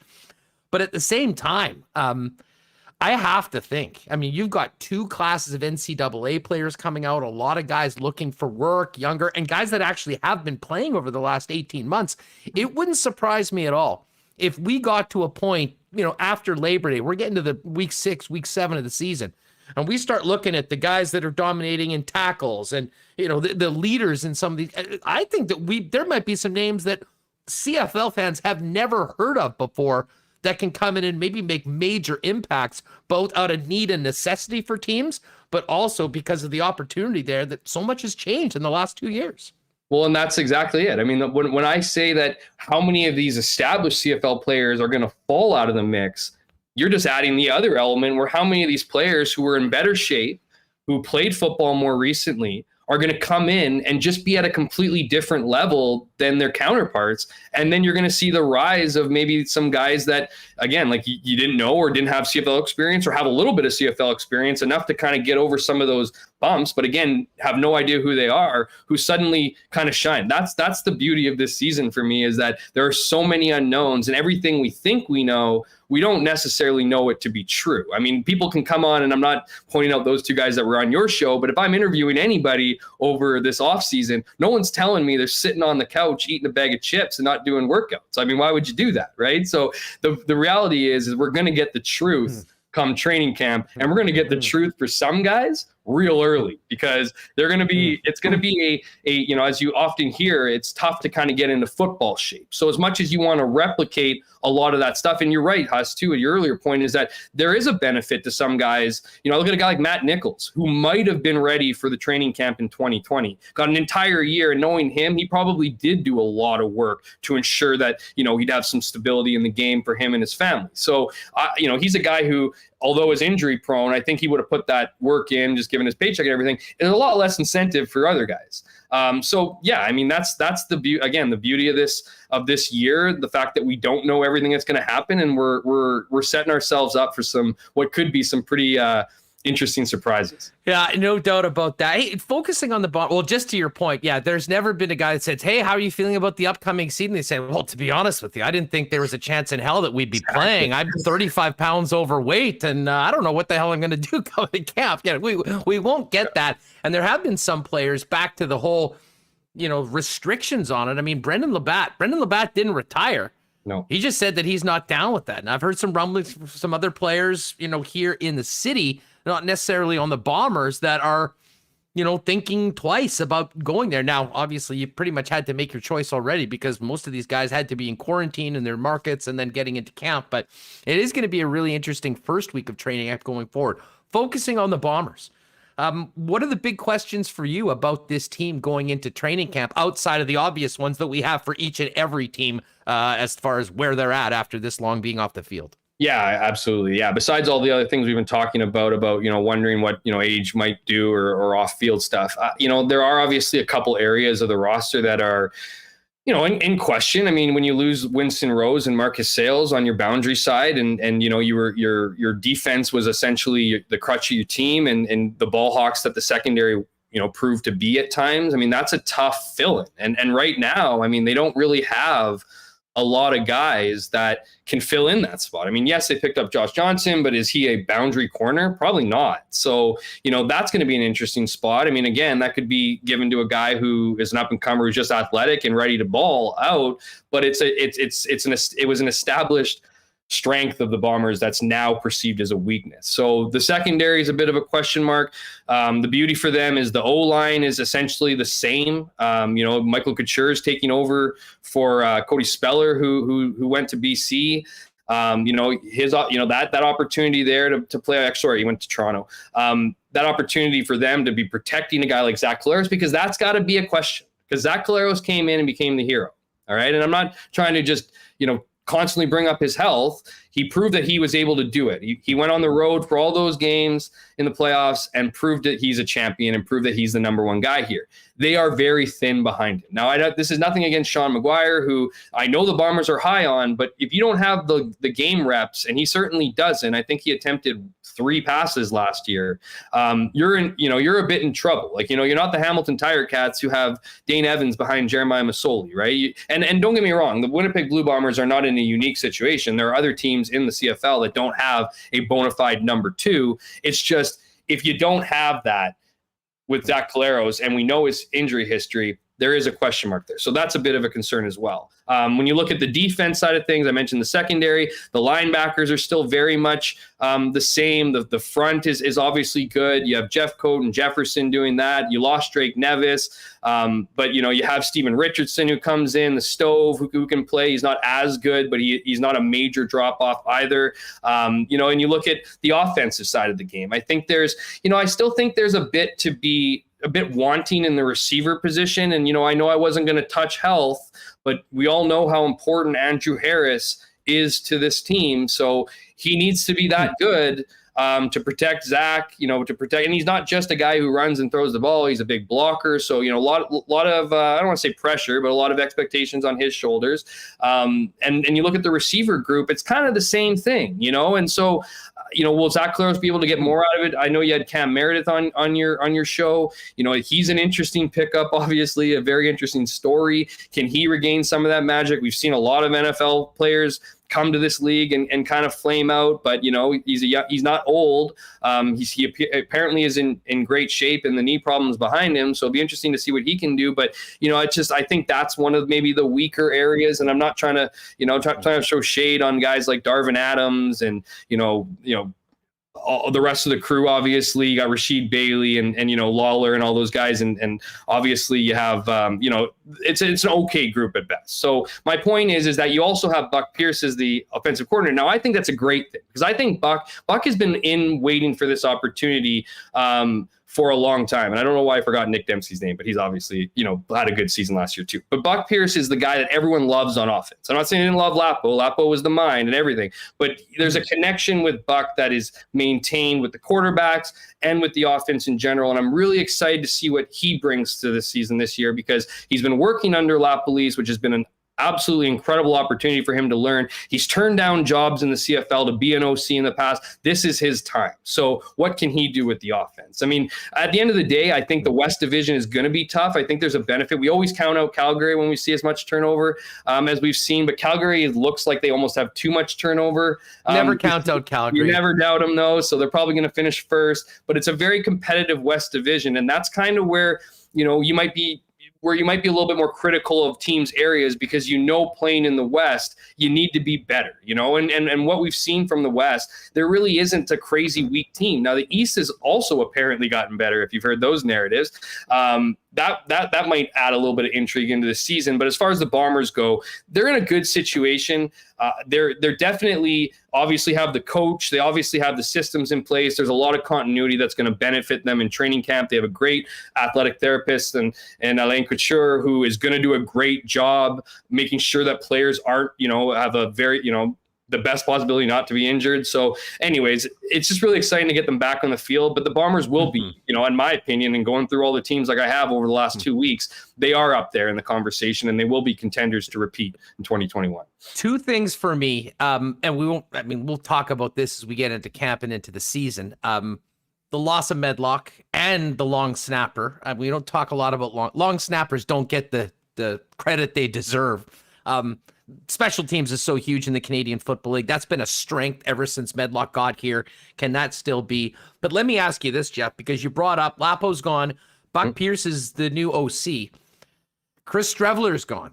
The last time we've seen Streveler play in the NFL in the playoffs, that's all happened since the Bombers won the Grey Cup. Totally. So you've got Collaros coming in, who's a very different quarterback. And let's not forget, the Bombers were sort of a CFL unicorn in 2019. They were a team that completely relied on their defense.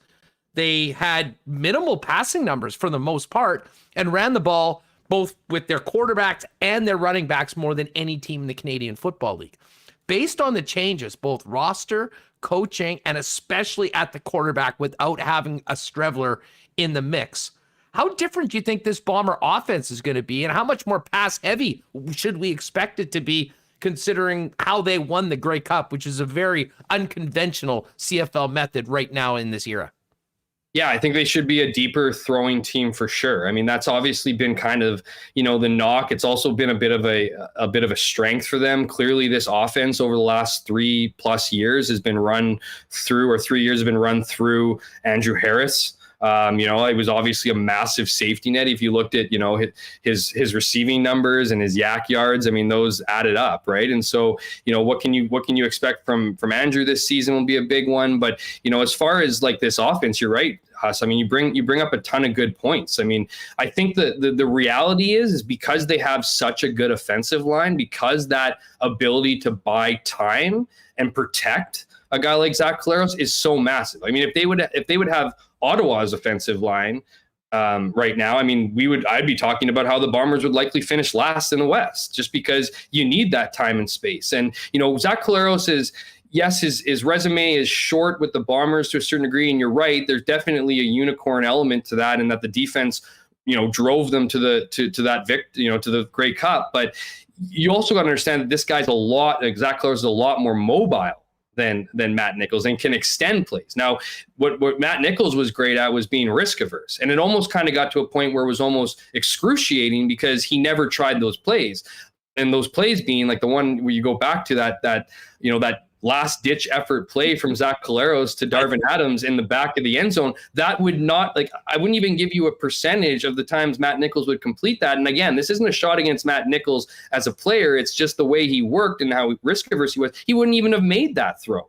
It would have been in the upper deck stands. And, because the guy doesn't do any negative body language, he just would have went to the sidelines. But the fact that Zach Collaros is capable of doing that, and it's not just that play, because it's easy to point to that play and go, wow, what a play or whatever. If you looked at his game film, he's not afraid to fit balls into small windows. Now, could that end up costing him? Possibly, but it didn't. And so that fearlessness of being a quarterback is an element that was kind of missing. So I think that Buck's going to expect, with Collaros as his full-time quarterback, I mean, Strebler might even come back. Who knows? The timeline might work out. We know he loves Winnipeg. I wouldn't rule out anything. But Strebler kind of used his gifts that he had, and that was a lot to do with running. So, I mean, when you have that guy, you're going to use that guy when he's that effective. Collaros has a completely different skill set, so the offense is going to be worked around him, and no doubt will he be able to throw the ball better. And I know I was giving a bit of grief to the receivers, but they're also receivers that Collaros has worked with before. So there's that chemistry there too. And we should expect deeper balls and we should expect deeper plays just because of the quarterback play. And I also think because I don't think we can rely as much on Andrew Harris, nor should the Bombers want to rely as much on him. And I think allowing that deep ball game to progress will open up things for 33 and make his life a little bit easier than having to constantly take the ball and run with it. Yeah, and listen, I'm glad you brought up the O-line because, it's natural when we sit here, and maybe it's the influence of fantasy football, not more in the NFL than the CFL, but people still play it. And, when we watch the highlights, you're watching the highlights of a touchdown pass. You're not watching a pancake block on the offensive line. Totally.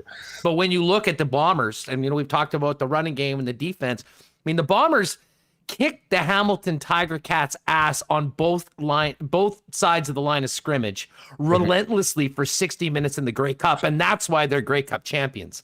And I think if you are a Bomber fan, realizing the uncertainty of this year going forward, and I'm sure this is the same thing that Buck Pierce is thinking, the one thing that the Bombers, I think, believe that they can count on is that they have an elite offensive line, which is going to help the running game and certainly help Zach Collaros, give him the time to do what he needs to do. And on the other side of things, you're bringing back Willie Jefferson, Jackson Jeffcoat, guys that have been established and done it before. I mean, if those guys are the guys that we remember this year, the Bombers will be starting off on a very good foot, regardless of who they play in any game that they kick off against. We all know that games are won and lost in the trenches. So if you're unable to protect your quarterback, if you're unable to provide him enough time to execute plays, and obviously there's an onus on, the receivers running the proper routes, the running back if he's got a blocking assignment, and of course the quarterback. And that was one of the great things about Matt Nichols was he got rid of the ball extremely quick. His reads were extremely quick. I'd argue that he wouldn't go through all of them, but they were quick. You get rid of the ball early. So, those are all important things. And to the point of the trenches, if you don't have that protection on offense, you're screwed. If you don't have that pressure on defense, you're also kind of screwed because we've seen that inability to get pressure on the quarterback and what that's resulted in with the secondary. I mean, there were stretches of last season, this team wanted to get rid of that group, and certainly years before that. And Richie Hall had a target on his back and all those things. That was an inability to get to the quarterback. And so right now, the Bombers, arguably their two strengths are those sides of the ball. They are the two sides of the trenches. So with the defensive line they should be getting more pressure, which should take alleviate some of that pressure from the secondary. And then, of course, as we've been talking about, that offensive line, and it's just not just an offensive line that's been together for a good chunk of time. It's a offensive line that's been together for a good chunk of time and been one of the best in the league. So there's an expectation there, at least, if you're worrying about parts of your roster, you arguably have two of the most important positions that you're kind of like, yeah, we're good. So that's the advantage that the Bombers have, and certainly will allow them to get through whatever growing pains, or at least help get through whatever growing pains will exist with no preseason games. Jeff Hamilton of the Free Press with us here on Winnipeg Sports Talk. One question, there's been a few people asking, is Medlock retired? Is he just not into playing this year? Is that it? And I guess after that, is there any sort of competition for the kicking job, or is it basically there for the youngster to take and, sink or swim?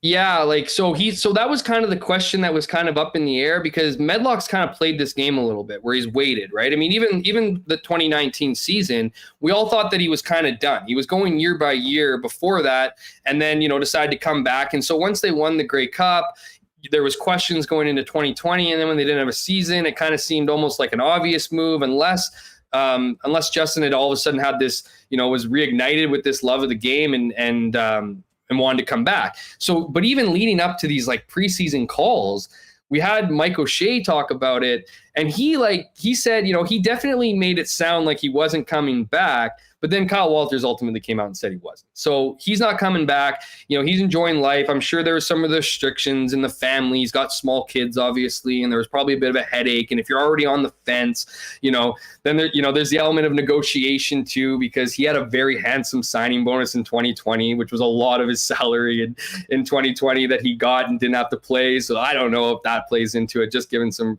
of your listeners, some insight. There might be there, but the other big thing too is Chad Rempel's not back.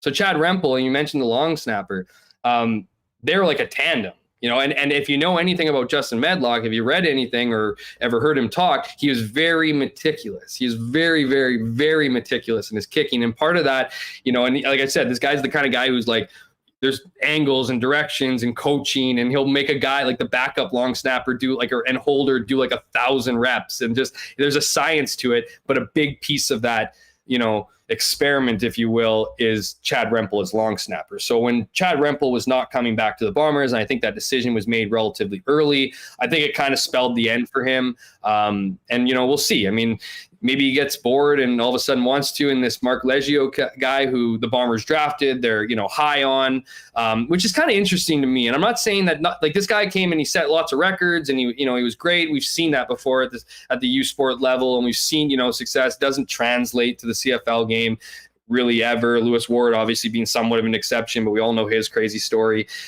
so it will be interesting to see what he's capable of doing. But it's just a bit of a shift in ideology that the Bombers have had for so long under Justin Medlock. Kicking was so important to Mike O'Shea because it meant points. And if the Bombers could get close enough, at least they could get the 3 points. And they lived off that for a decent amount of time at points of seasons while Justin was here. So that is a big loss. And it's an area that I should have brought up when you asked me originally. So I'm glad you did. But I think they're just ready to play it out. I think there's probably some kickers they have on their list of people they might want to bring in the event something happens, but at this point I'm pretty sure it's this Leggio guy who's up and ready to go for it. So we'll see. And you know what I mean, you mentioned U Sports kickers. I mean, there have been a number. I mean, I think Hairolahu, who came here and started here in Winnipeg, and it was sort of a young, cheap Canadian kicker, helps you in a lot of other areas, but when you go 1 for 6 and you lose a football game, they realize they have to go another way, and that sort of created the need to pay big money to get Medlock. And, it was money well spent. I don't need to explain to everyone that. But, I mean, Hairolahu turned into this incredible kicker, but it took a while. And that's what I meant. It's not that the Canadian kickers aren't good. They're good. They just take a bit of time. And can the Bombers afford growing pains at a position that, we both said they kind of coveted for quite some time when they had Justin Medlock. So yeah, it is interesting. I mean, it could be a great story. It could be a disaster, but I think the good news is kickers aren't hard to find. There's only X amount of professional jobs out there. And maybe maybe this kid comes in and he's awesome. Maybe there's a bit of a revolving door at kicker. We'll see. Yeah, Leighton Janice, bring Troy out of retirement. I guarantee you, West did say he's ready to go. He's always said he never retired. He's ready to go at any time. Exactly. Jeff, this has been awesome, man. Of course, camp gets going on Saturday. Folks, if you haven't already, get to Free Press and WinnipegFreePress.com. Jeff's got a great piece on all of the CFL teams heading into camp. What's going to be keeping you busy, and what'll we be looking forward to seeing from you in the Freep? Yeah, camp finally starts Saturday, so like official football coverage is nice. I got a story brewing for next weekend that's going to be awesome. Don't want to tease it just yet, but keep your eyes peeled for next Saturday. It's going to be a great piece on the Bombers.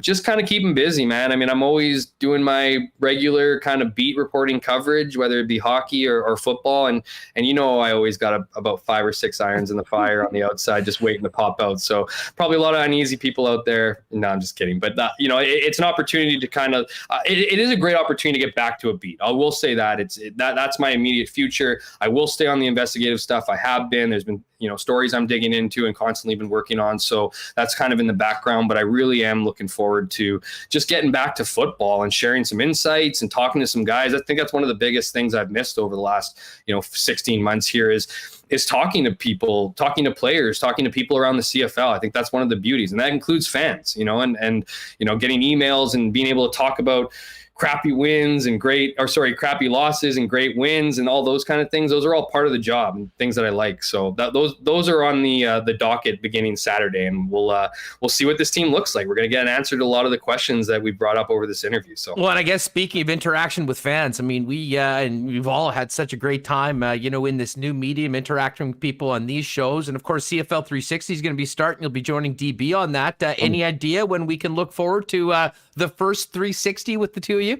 Yeah, we're trying to we're not going to name a starting date yet. We're trying to be a bit more strategic because we want to bring the fire, right? So we want to have enough that's happening in the league, which I think you can make the argument starts once training camp starts. But that first week might be interesting. I think it might be more interesting 2 weeks down the road. It certainly will be before the season, but we're just kind of ironing out the details and trying to figure out what kind of tone we want. And, it really is just a lot of fun, man. I mean, there's a lot to talk about in the CFL. There's going to be a lot to talk about this year. And all I can promise at this point is I'm not going to hold back. So, well, listen, we'll have you guys on before and let everyone know when it's happening, and we look forward to it. But this was awesome, dude, as always.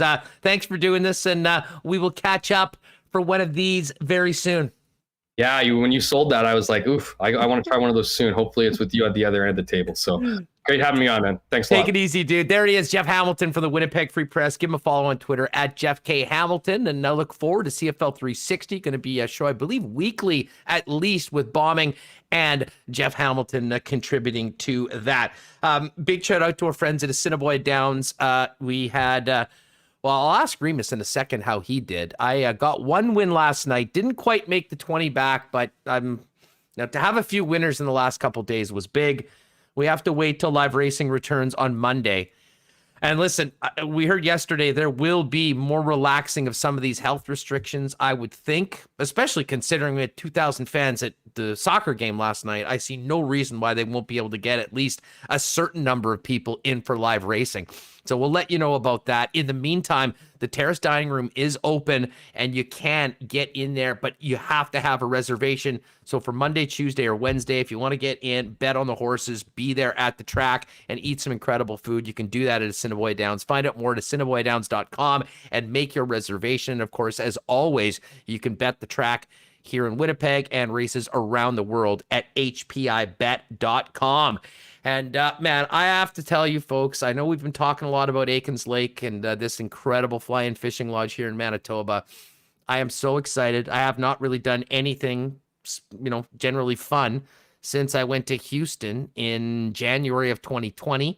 And I'm counting down the days to getting out with a few close friends to Aikens next week. I'll be doing a bunch of social media out there. As I mentioned, I'll be gone Friday and Monday. We have a couple special guest hosts to come. And we'll let you know about that early next week. But if you're looking for an incredible in Manitoba vacation spot, especially if you love getting out on the water, there's nothing like Aikens Lake. Find out more online at aikenslake.com, or you can hit Pitt Turan up and get more information on Twitter at Aikens Lake. All right, we'll get to the Coolbet lines in just a minute. Great to see everybody in the chat filling up some great comments this afternoon. Michael Remis back in here, and man, just that conversation with Hammer combined with being at IG Field last night for the soccer game, Reem, and I am exceptionally excited for camp to get going, and especially for the 5th of August when the Bombers and Ticats renew that rivalry. Yes, me too. I said this before here. I'm excited for CFL fantasy. Let's go. I need that fantasy football. We love playing on DraftKings. It's really given me better knowledge of the league and the players, having them in fantasy. So, and betting as well. It turned you into a straight up CFL guy. Like, you were always, a casual fan, I would say. But I will say this without a doubt. The last couple of years when we were doing our warm up DraftKings pools, the knowledge that Remis would drop about the skill position players from all the teams was absolutely incredible. Yes. And we'll be doing that again. I'm going to reach out to Greg, our pal at DK, and maybe we can do something cool to kick off the season. We'll have to get our boy Ben Kramer from Saskatchewan out. I think Ben might have actually popped in today. I'm not sure. But Ben will get some. He's a great CFL fantasy mind. And some more CFL talk because, with the season, the NHL ending, and, obviously we're going to talk a lot of Jets going into these key dates. Expansion draft on the 21st, entry draft on the 23rd, free agency on the 28th. So there will be a lot of hockey to talk about in the final couple weeks of July. But when we get to August, there's going to be plenty of CFL to talk about with the season getting going on August 5th. And I think that's really going to take us here. And that will be a main focus of ours here on Winnipeg Sports Talk. And it'll be great to talk a lot of Bombers, but also to welcome CFL fans in from around the league to join us on a daily basis, the latest goings on around the Canadian Football League. So whether we're talking fantasy, whether we're talking the lines at Coolbet and the betting numbers, or whether we're just talking about matchups and about the local team here in Winnipeg with the blue and gold, it is on, my friend, and that's all I could think about last night as I enjoyed that gorgeous night at IG Field. Not only am I looking forward to taking in a few more Valour games, but also getting to the main event and just seeing how big that crowd can be on the 5th of August for the first time we've seen the Bombers play since they raised that Grey Cup, of course, against the Hamilton Tiger Cats. And kudos to the CFL schedule makers. I can't think of any better way and a better place to start off the 2021 season, which is so long awaited. Yes, love Bombers, Riders. Great rivalry. You'll be having some of those games as well. So I'm pumped. As I said, you said it. CFL, DraftKings. I was pretty casual. I followed the Bombers, but I'm finding myself watching like Lions, Elks on a late Saturday night. For fantasy, waiting for Brian Burnham to pull in a couple long bombs from Mike Riley. I was all over it. I loved it. So it was so much fun, and I think it did make me a fan. And if you do want to get involved with our games, stay tuned to our Twitter and in here, and we can promote that. I see who was it? Eric said he wanted to get in on the. I like the DraftKings CFL fantasy better than the TSN game. The TSN game was so lame. It's terrible. Because that is now I know you'll agree with this. That was like they're like, everybody's playing these fantasy sports. We got to do something. Okay, let's put two people that have never played in charge of figuring it out and creating a CFL game. And it was. I mean, I guess it was good to introduce some people, and they sort of got the concept of picking some players, but it was a dud. So DK, hopefully there'll be some better offerings. They've had 2 years to figure it out. Yeah. I mean, I'll be disappointed if it's just the same product that they came up with before. But regardless, DK, I'm not even sure if we could do an actual league. No. That's the one thing I've never seen, people that do like their own fantasy league in CFL the way that, we do it in the National Football League. It's just with the fewer teams, it's much more difficult to pull off. There's sites that do it, but I like the week-to-week format, especially in a league with 9 teams. Like, you can't have, and the turnover, you can't have, like, season-long leagues. And the one thing about the TSN, like, people discovered, like, you didn't need to take a defense, so, like, people were just, like, leaving off defense. I was like, what kind of game is this where you can just openly, where it's an advantage to not have a player at a position. So I mean, I kind of did it because I think I was in like the TSN league, and there were some prizes, but I was like, this is silly. I mean, this is silly. So I like the DraftKings one. I think the scoring is good. The format is great as well. So and the app is amazing. I mean, just being able to click on your app, see how you're doing, how many points you need, who the other guys have. It'll be great. We will be doing that. I promise. Hopefully we can get a lot of you joining us on a weekly basis to play against us in our Winnipeg Sports Talk League. Now, what's up with Funky Pachunky today?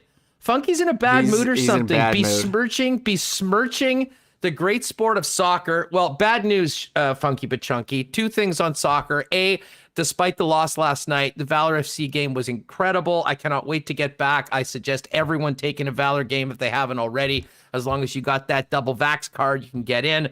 But we also have the final of Euro on Sunday. And now I did make my lock shot pick of Denmark +1, which was a winner, which was great because in regulation, it was a draw. So we got that. Then England won. And I have to admit, I'm pretty happy. I have no skin in the game. I'm not English. I'm not Italian. I don't cheer for either. But being someone that lives in Little Italy, that knows so many English fans, this is the matchup that is going to take over sports on Sunday and really a lot of our communities here in the city. I think you'll find a lot of bars that will be full as much as they can be under the current health order of one or the other. I'm not sure we'll see many mixed crowds, and I can guarantee you if the Italians win, hang out around Bar Italia, it will be madness. And if England wins, I know that Finn's over at Grant Park is going to be going crazy. I'd imagine the King's Head will probably be on, but it really will be fun. I'm looking forward to this. It was interesting, and we'll get to the Coolbet lines right now as we talk about this. The current line on the matchup, as I pull it up, is, let's see the outrights, Italy +105, England -119. It was interesting. This opened yesterday at Italy +110 and immediately went down to even money. So right now it's settling England is a bit of a favorite, which is surprising to me. I thought that if anything, this would be a pick'em, or maybe Italy would be favored slightly. Certainly when you talk to, the people that I respect with their soccer takes and opinions that really understand the game, that's the way they're feeling. But listen, there are so many English fans that feel that it's coming home, as they say, and I think that's affecting the lines as well. But right now, you got to check that out. -119 for England, +105 for Italy. That's the big game. We'll touch on that more tomorrow, as well as the McGregor fight. I cannot wait. Aaron Bronstetter, our great friend from TSN, is going to join us tomorrow, and we will have more on the Bomber training camp, the full Bomber preview with the great Ed Tate on what should be a great show tomorrow. The NBA Finals tonight is game number 2. Still believing in Suns in 4, although I love Giannis Antetokounmpo. This is almost a must-win game for the Milwaukee Bucks. Looking at the last 35 NBA Finals, in the NBA Finals, teams have gone down 2-0 35 times. Only 4 have come back to win. I believe the last was LeBron and the Cavs in 2016, when, of course, the Warriors blew the 3-1 lead. But right now, money line tonight, Bucks +165, Suns -192, and the point spread on tonight's game is 4.5. And right now for the series, the Bucks +260 to come back and win. Phoenix -345. And I'm not sure whether it was Pat Greggy or one of the other guys from Coolbet pop in earlier, but they did mention that the season odds for next year's Stanley Cup are already up. Remo, I guess you've got it on the thing. Sorry, so you would know. I was going to ask you who you thought the favorite was going forward. I'm a little bit surprised. I mean, the Avalanche +425, Vegas +650, and Tampa Bay 9-1. I would have thought the Lightning would at least be in that same area with the Avalanche and Golden Knights, considering where they've been. But obviously the Winnipeg Jets way down the list. No respect for the Jets. 55-1, trailing teams like Vancouver at 50-1, Calgary 45-1, Philly 35-1. And many others. The longest shots, you know who, the usual suspects, Detroit Red Wings and Buffalo Sabres, 250-1. Worse odds, if you can believe, than the Seattle Kraken that don't even have a damn player yet. That, you want to talk about shade. How disrespectful to Steve Yzerman's Red Wings and the Buffalo Sabres. That's so embarrassing to be worse than a team that doesn't have any players. I don't know if you saw it. The Red Wings tweeted out congratulations to the Lightning on winning the Stanley Cup. I don't know if other teams did that. Maybe Yzerman sent out that tweet himself. He asked for the password. Hey, just quickly, let me log in. I just got to do something quick. Yeah, pretty much. Hey, one thing I do want to point out, Huss, we did do a bracket challenge at the beginning of the playoffs. I don't even remember. I kind of never looked at it. Yes. But this was the Winnipeg Sports Talk. So we had one winner who had 379 points. And who is that? D. Pickett, 1974. I don't know. Excellent. D. Pickett. He had the final four correct. This guy. Wow. I don't know who it is. We'll have to send out a tweet because he had Tampa over. Who did he have? He had Tampa over Montreal in the final. Get the hell out of here. Who is this guy? We should almost bring him on and get some picks. Like, never mind. Like, hey, congratulations. Now, like, who's winning on Sunday? Let's make some money. Like that. What is it? D. Pickett? 1974. He had the final four correct with Tampa over Montreal. Incredible. Or did he have? No, he had. I think he had Tampa over Montreal. That is absolutely nuts. Well, maybe it's an Instagram handle. Anyways, we'll look for it. D. Pickett, if you're out there, if you know D. Pickett, tell him to hit us up. I'll put together some prizes for you, courtesy of some of our sponsors.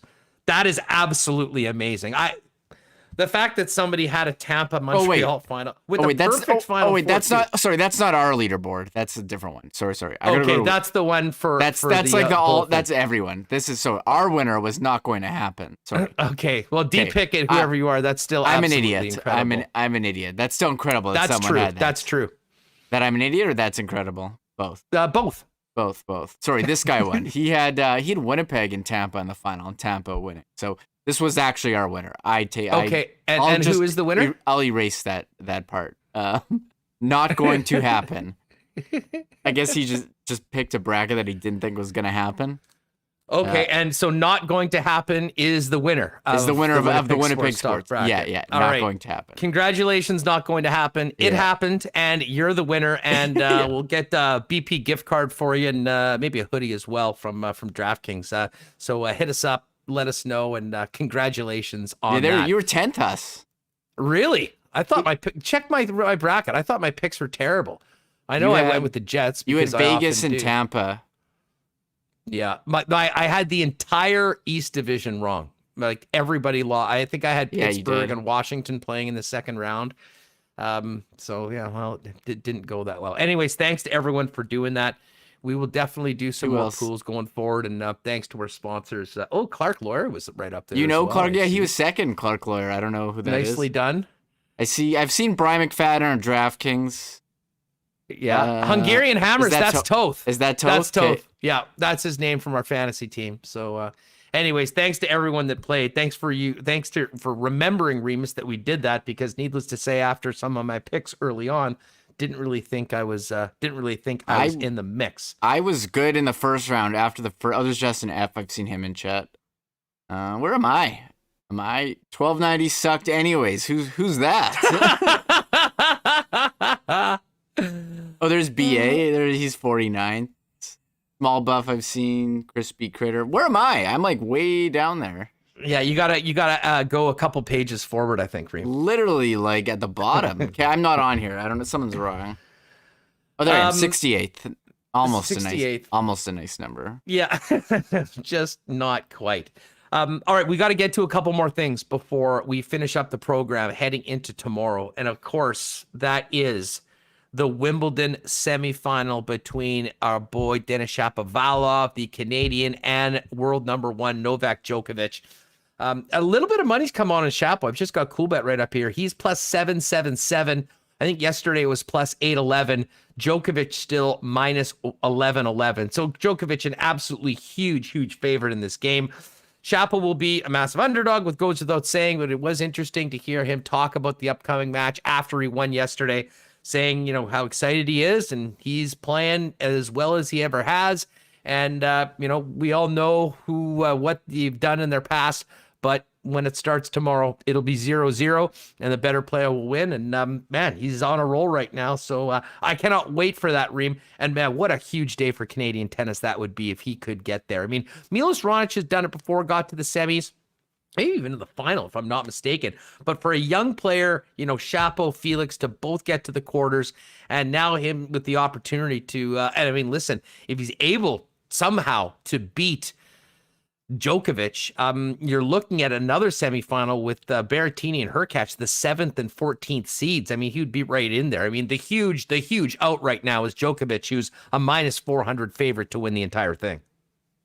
Yeah, that you don't see too many numbers like that in any sport. Has minus 1,100. Not in the semis. Not in the semis. First round, second round, sure. Not now. Yeah. This is the semifinal. So, I mean, we'll see. I mean, if you think maybe there's a chance. I mean, just sprinkle on Shapovalov for fun. I mean, if you win, you hit a pig. But I was feeling kind of good about how he was playing.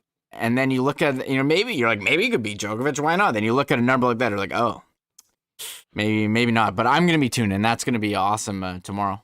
Women's singles final set. Quarters went, or semis went earlier today. Ash Barty, heavy favorite over Karolina Pliskova. Barty minus 227 and Pliskova plus 200 for the event. We'll get to the odds for McGregor and Poirier and the other fights tomorrow with Aaron Bronstetter. So we'll save that going forward. And for the people that are really into soccer as well, a couple great matchups, Brazil, Argentina, and Peru, Colombia in that Copa America coming up as well. All right, so we touched on the Shapovalov matchup tomorrow. We've got the Euro. One of the things that we're going to be talking more coming up, Reem, will be Blue Jays baseball. Big win last night for the Jays. I got to give a shout out to our pal Chris Beck, who's always with us. Chris said, it's Ryu on the hill. They lost the day before, hit the Jays big, bet the minus 2.5 yesterday. It was the max run spread you could get. That one came in. And tonight, checking the odds, it just started at minus 2.5 and minus 102. I've never seen a line like that. It speaks to the offense of the Blue Jays, just how much the Orioles stink.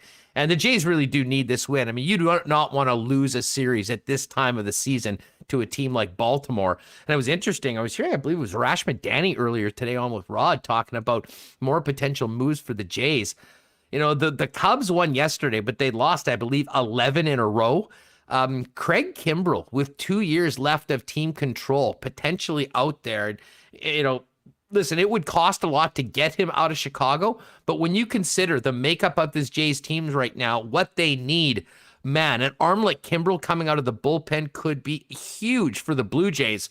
But for tonight, they'll focus on pounding the Orioles once again to get another win and trying to get a little closer to the first place Boston Red Sox. Yeah, there they are. I put the schedule behind you there, 44-40. It's good. We're over 500, but 8 games back of the first place Boston.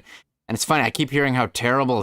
Oh, no, sorry, the Yankees are. Yeah, they're not doing great. But Tampa, they're in second. Sorry, Champa. That's Champa Husk because they're the AL champs. But the Jays, stop it. 3 games back. Kimbrell, that would be a crazy ad if he were on the block. He's kind of had a big resurgence this year, and the Cubs had that combined no hitter that they didn't even know about, and then went on that big losing streak. So. We'll be tuning in the trade deadline. It's later this month, so maybe we will see some big moves coming up. No doubt about it. Okay, final topic for today.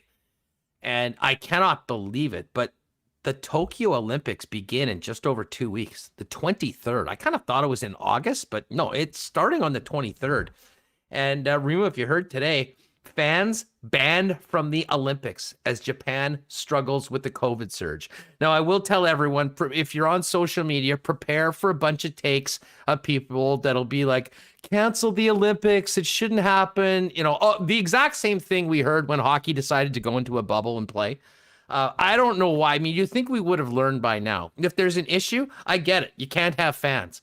But there's absolutely no reason with the proper protocols, which I'm sure are in place at the Olympics. They've sure as hell had not long enough time to prepare for it, that the athletes can go and compete. Will it suck for them that they won't be doing it in full stadiums? Sure. But I guarantee you, each and every athlete that's been working their entire life to get to this point and had to wait an extra year would far rather compete in a closed environment without fans for the opportunity for Olympic gold medal than to cancel it again or put it off again. So, like, to me, it's unfortunate but necessary. But I'm not here for much of the talk about people should cancel the Olympics, because I think more than anything, aside from the money that's involved and all that, I think people want to watch it. And listen, half of Japan is locked down. You don't think that they'll be into watching the Olympics? I think it'll be good for the people there. But at the end of the day, to me, my biggest concern is for the athletes. A guy like Tyler Mislachuk. I mean, you remember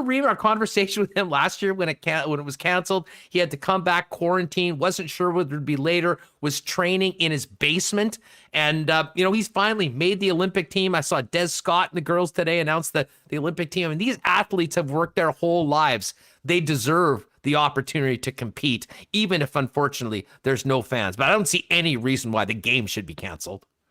Yeah, I think at this point, you know the protocols. If they have a lot of testing in place and you can follow them, and the athletes are being safe, I think it might be tough with all those people, but I mean, you got to give it a go at this point. Like, let's get these games underway. You can't just keep kicking the can on these guys. So, I hope everything works out for the best, and I am looking forward to the Olympics and seeing Canada's best compete, including, as you said, Manitobans Tyler Mislachuk and Des Scott with Canada Soccer. The good thing for a guy like Tyler is, he's competing in the triathlon. So, just the nature of a sport like that. You might see some people on the road as you're racing by, but you can't do that in a big stadium. Some of the other, events like the soccer will really miss fans and some of that. But hey, we'll be here for it. We'll be watching it, and the athletes deserve the opportunity to go for gold. And, it's unfortunate there won't be fans, but as long as the competition is there, it's about the sport more than anything. All right, great show today. Thanks a lot to Sean Reynolds for joining us from Montreal, and of course, Jeff Hamilton for joining us to talk CFL. We are just getting going talking CFL on a daily basis here, folks. We've got Ed Tate tomorrow. Eddie doing an incredible job with BlueBombers.com. We'll hit all of the aspects of Bomber training camp, position battles, new players. Ed's been all over this at the Blue Bombers website. So Ed will be on with us.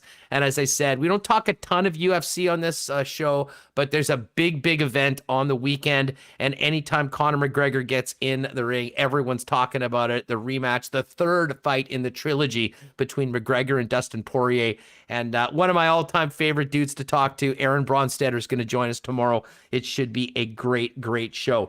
Folks, if you haven't already, make sure you hit the subscribe button if you're here with us on YouTube. If you're listening on the podcast, thanks so much for making us a part of your day. Anytime you can pop in a 5-star rating and a little review on iTunes or Apple Podcasts, that really helps us as well. And of course, if you haven't already, hit that thumbs up button. Big shout out to everyone here. Jeff Cabillas is doing the McGregor strut in the chat. No one has more swag in the chat than Jeff.